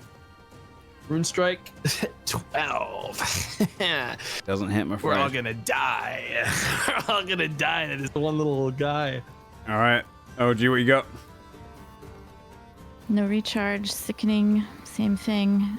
You can take the dragon boopy off of me if you need to. 12 does not hit. Doesn't hit. Gum.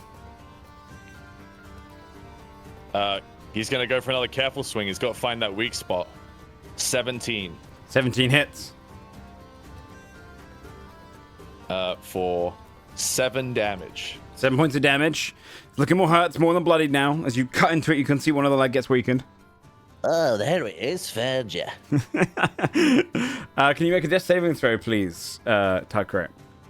Is there a button for No, that? just or roll should I D20. just roll D20? If it's 10 or above, Okay. it's a success. I believe in you. 1 to 9. Hee-hee. Okay. All right, 1 success. 1 success. All right. On this creature's turn again, and is going to go twice on Gurm. A 24 and a 20. Okay. 13 points of piercing and 7, so 20 total. I will flatten the first hit. Okay. That becomes a 17 to hit. Okay. So you'd still take the damage, yeah? So 20 points of damage. Tomato. Tomato. I'm gonna rune strike again. Mm-hmm. 20 to hit. That hits. For 8 damage. 8 points of force damage, looking up. Okay. OG. No recharge, and it was a shrapnel.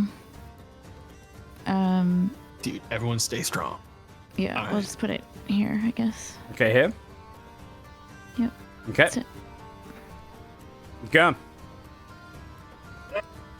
Just so the group's aware, I am on 1 health. Yeah, but it's one really good health. You know what I mean? Yeah, careful It's a swing. good, 21. strong health. That hits. For 10 damage. This thing is so close to death. It's like straggling on, like holding on. You've nearly taken it down. Its whole leg is like buckled now. It's gonna get a hit in. Tugro, another death saving throw, please.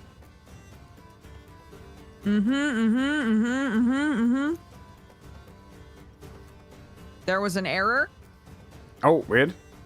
There we go. That's epic. All right, two successes. It's going to swing twice at Gurm. 19 and a 10. Yep. I'll flatten the 19. It's a 19 and a nat 1. So you managed to dodge through that, barely holding up, but you survive it. It's like, so please keep bleeding. Tomato. I gotta just like, I mean, I'm gonna have him do the con save because I feel like it's still easier for me to hit that than on his AC. Yeah. Okay. Yeah. Con save, please. 18. It managed to succeed by he's good. pretty high. He's good. All right, OG. Recharged. Okay. Dex save, right? Yes. 12. It's 13. So it hits. So finding a boomstick kind of comes to light again. Aim it.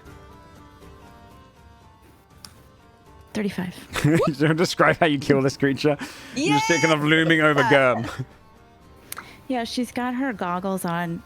I don't know if you guys know this about salamanders. They actually see farsighted and underwater and nearsighted out of water. So these goggles have water in them so she can judge distance more accurately. She turns her head and she just boomsticks and aims. And then as it hits, both eyes just independently blink really, really slowly. And it explodes. You just get covered in just viscera for you two at the front. You see his carapace drops down, collapses to the side, dead, imploded, ending the combat. Well done, everyone. I'm not sure if anyone here has any medical understanding. I'm standing there fucking covered in like we don't stand on guts. Watch that mine. Can I just He's pick just it up? coated in slime. Crothic slime. I only needed 2 successes, right? I'm good. And you need 3. 3. I need 3. Can I roll my third? Please. Is everyone all right? So what do we do about them? One failure. Does anyone know if we are supposed to put pressure on a wound? Stand back. Takes moist Stand hand back. and puts on forehead. Gerb's got this. I'm gonna give the dwarf mouth to mouth. Here's what I'm gonna do. I'm gonna give you a medicine I peel check. my hand off. If your medicine check hits a DC of 20, you'll stabilize her. Okay. Gam goes, Live. You need to live. and he's gonna move his little wumpy face down. I can't watch. What am I? Medicine? Okay. Yeah, medicine. Blinks and keeps eyes shut. It's 10. Yeah, you just kind of bleed onto her a little bit. Can I get another roll from you? I'm out of ideas, I'll be honest. 14. Your eyes open. Hey. Helps up. Gum's still there, hovering. You see his like puckered little worm lips. Oh, it's lovely to see you. Did we kill it? Is it dead? I said Yes. explosives aren't just for collapsing tunnels. You did say also for killing stuff. Yeah. We killed stuff. Whew. Are you okay? I need a drink and a nap. Maybe a couple drinks and a couple naps. Stand up. Looks around the room. Well, unfortunately, a drink and a nap may have to wait. It seems there's still more tunnel left. Ooh, I don't know how much tunnel I got left in me. Follow. You know to drop down to get to your next destination. You'd have to climb down. Bloop. which you can do. And you'd see that this tunnel is kind of slightly connected to the next ones. This is below and to the right. You'd be able to find a little opening going off into the right side of the tunnel, which is where you know the closed off tunnel to be. Do we want a short rest? Oh no. You can. Probably should. Use a couple hit dice. Yeah, you can definitely short rest. Okay, let's do that. How do you calculate hit dice on an NPC? It will say next to your health what your hit dice is. Just roll. You should have like 3d8 or something like that, so just roll it naturally. And you can add your con modifier to each roll. Dope. That'll do.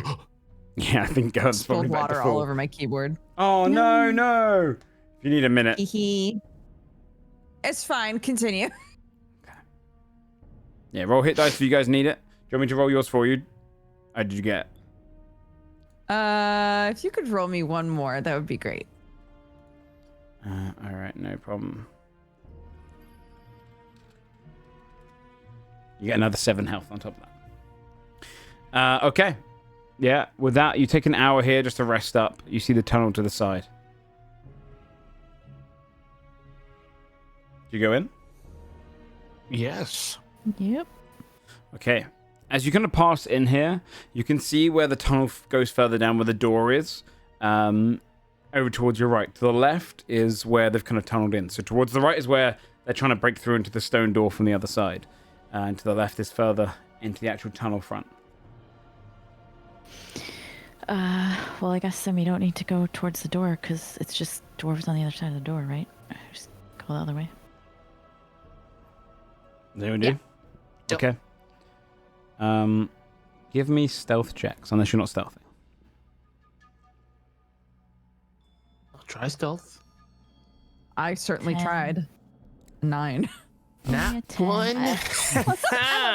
Plus No, 4. we're not. I got a 10. No. Hello, is anyone in here? And then you're wandering through, calling out. Give me perception checks. 7. Nat 20 on that. 15. Part of the reason you break your stealth and the nat 20 comes in is because you stepped on something squidgy, something that's fleshy below you. And you look down, and then you start seeing in the corners of the room discarded. Okay.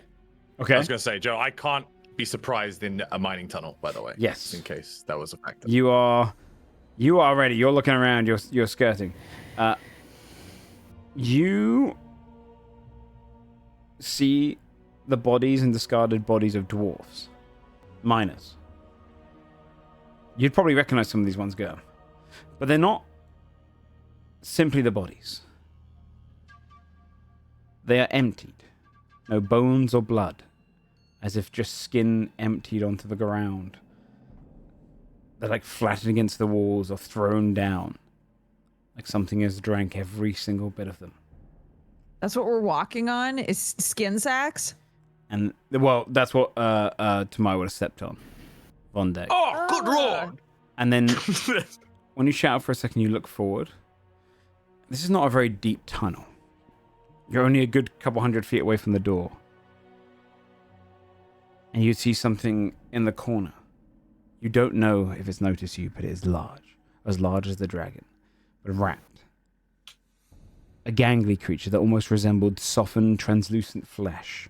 But the translucent nature of it only comes and goes as it's draining and drinking bones and blood from corpses hanging off gangling limbs.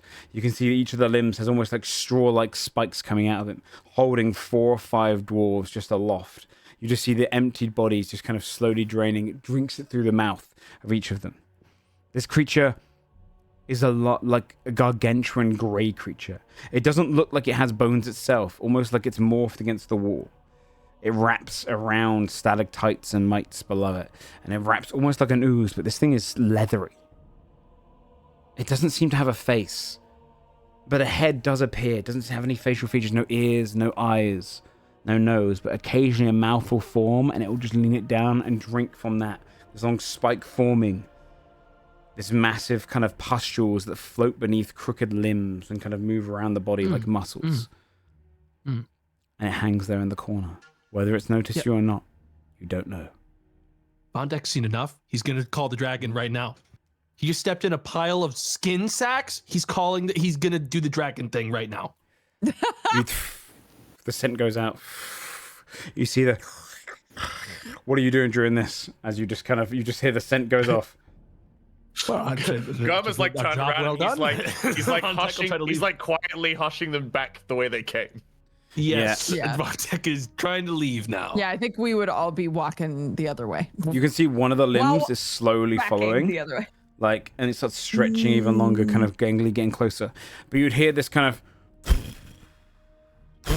And suddenly the door behind tears open. And you see this dragon kind of pulling, going, make way. What have we got here? And he kind of marches through, crawling through the tunnel. And he looks across, notices the creature and goes, stand aside, Gum and friends, and pushes you to one side with his claw. All yours, mate. He's all yours. An easy day's work, killing this ooze. And suddenly the limb shoots forward at fast speed into his throat. And it starts wrapping inside of the mouth until the creature pulls off like gum, wraps across him. You see his claws start trying to pull and tear, and he rips off a portion of it, and then it goes translucent, and he loses his grip. His claws hitting against the ground, and you see this whole creature starts wrapping around him, almost like a bag, a burlap being pulled over someone's face. You can see it wrapping across the dragon. And he's choking against it, and you can see it's kind of pushing into it. His body snaps. You can hear bones. He can't even let out a gurgle or scream. You hear a brief amount of fire, but the creature goes translucent, letting the fire and the gas pour out of the mouth and then drain into the side. Its body collapses onto the ground. The dragon is kind of lifting itself. What are you all doing at the same time as its basically body is just getting wrapped and enveloped by this creature? Running. Running. Yeah, no. If it just did that to the dragon, running, dude. Level 1. Running. Yeah. And you would see you start sprinting back, and you can hear the kind of cracks and bones breaking of this dragon as it wraps and basically mummifies the body in itself. And in moments, the dragon is dead. Gum, you turn your head and you'd see it turn around and puppeteers the body. Fire kind of plumes out of its mouth as the dragon starts making its way back towards the mountain. And as it opens its mouth, darkness. And then silence. For Morgaine, you see darkness.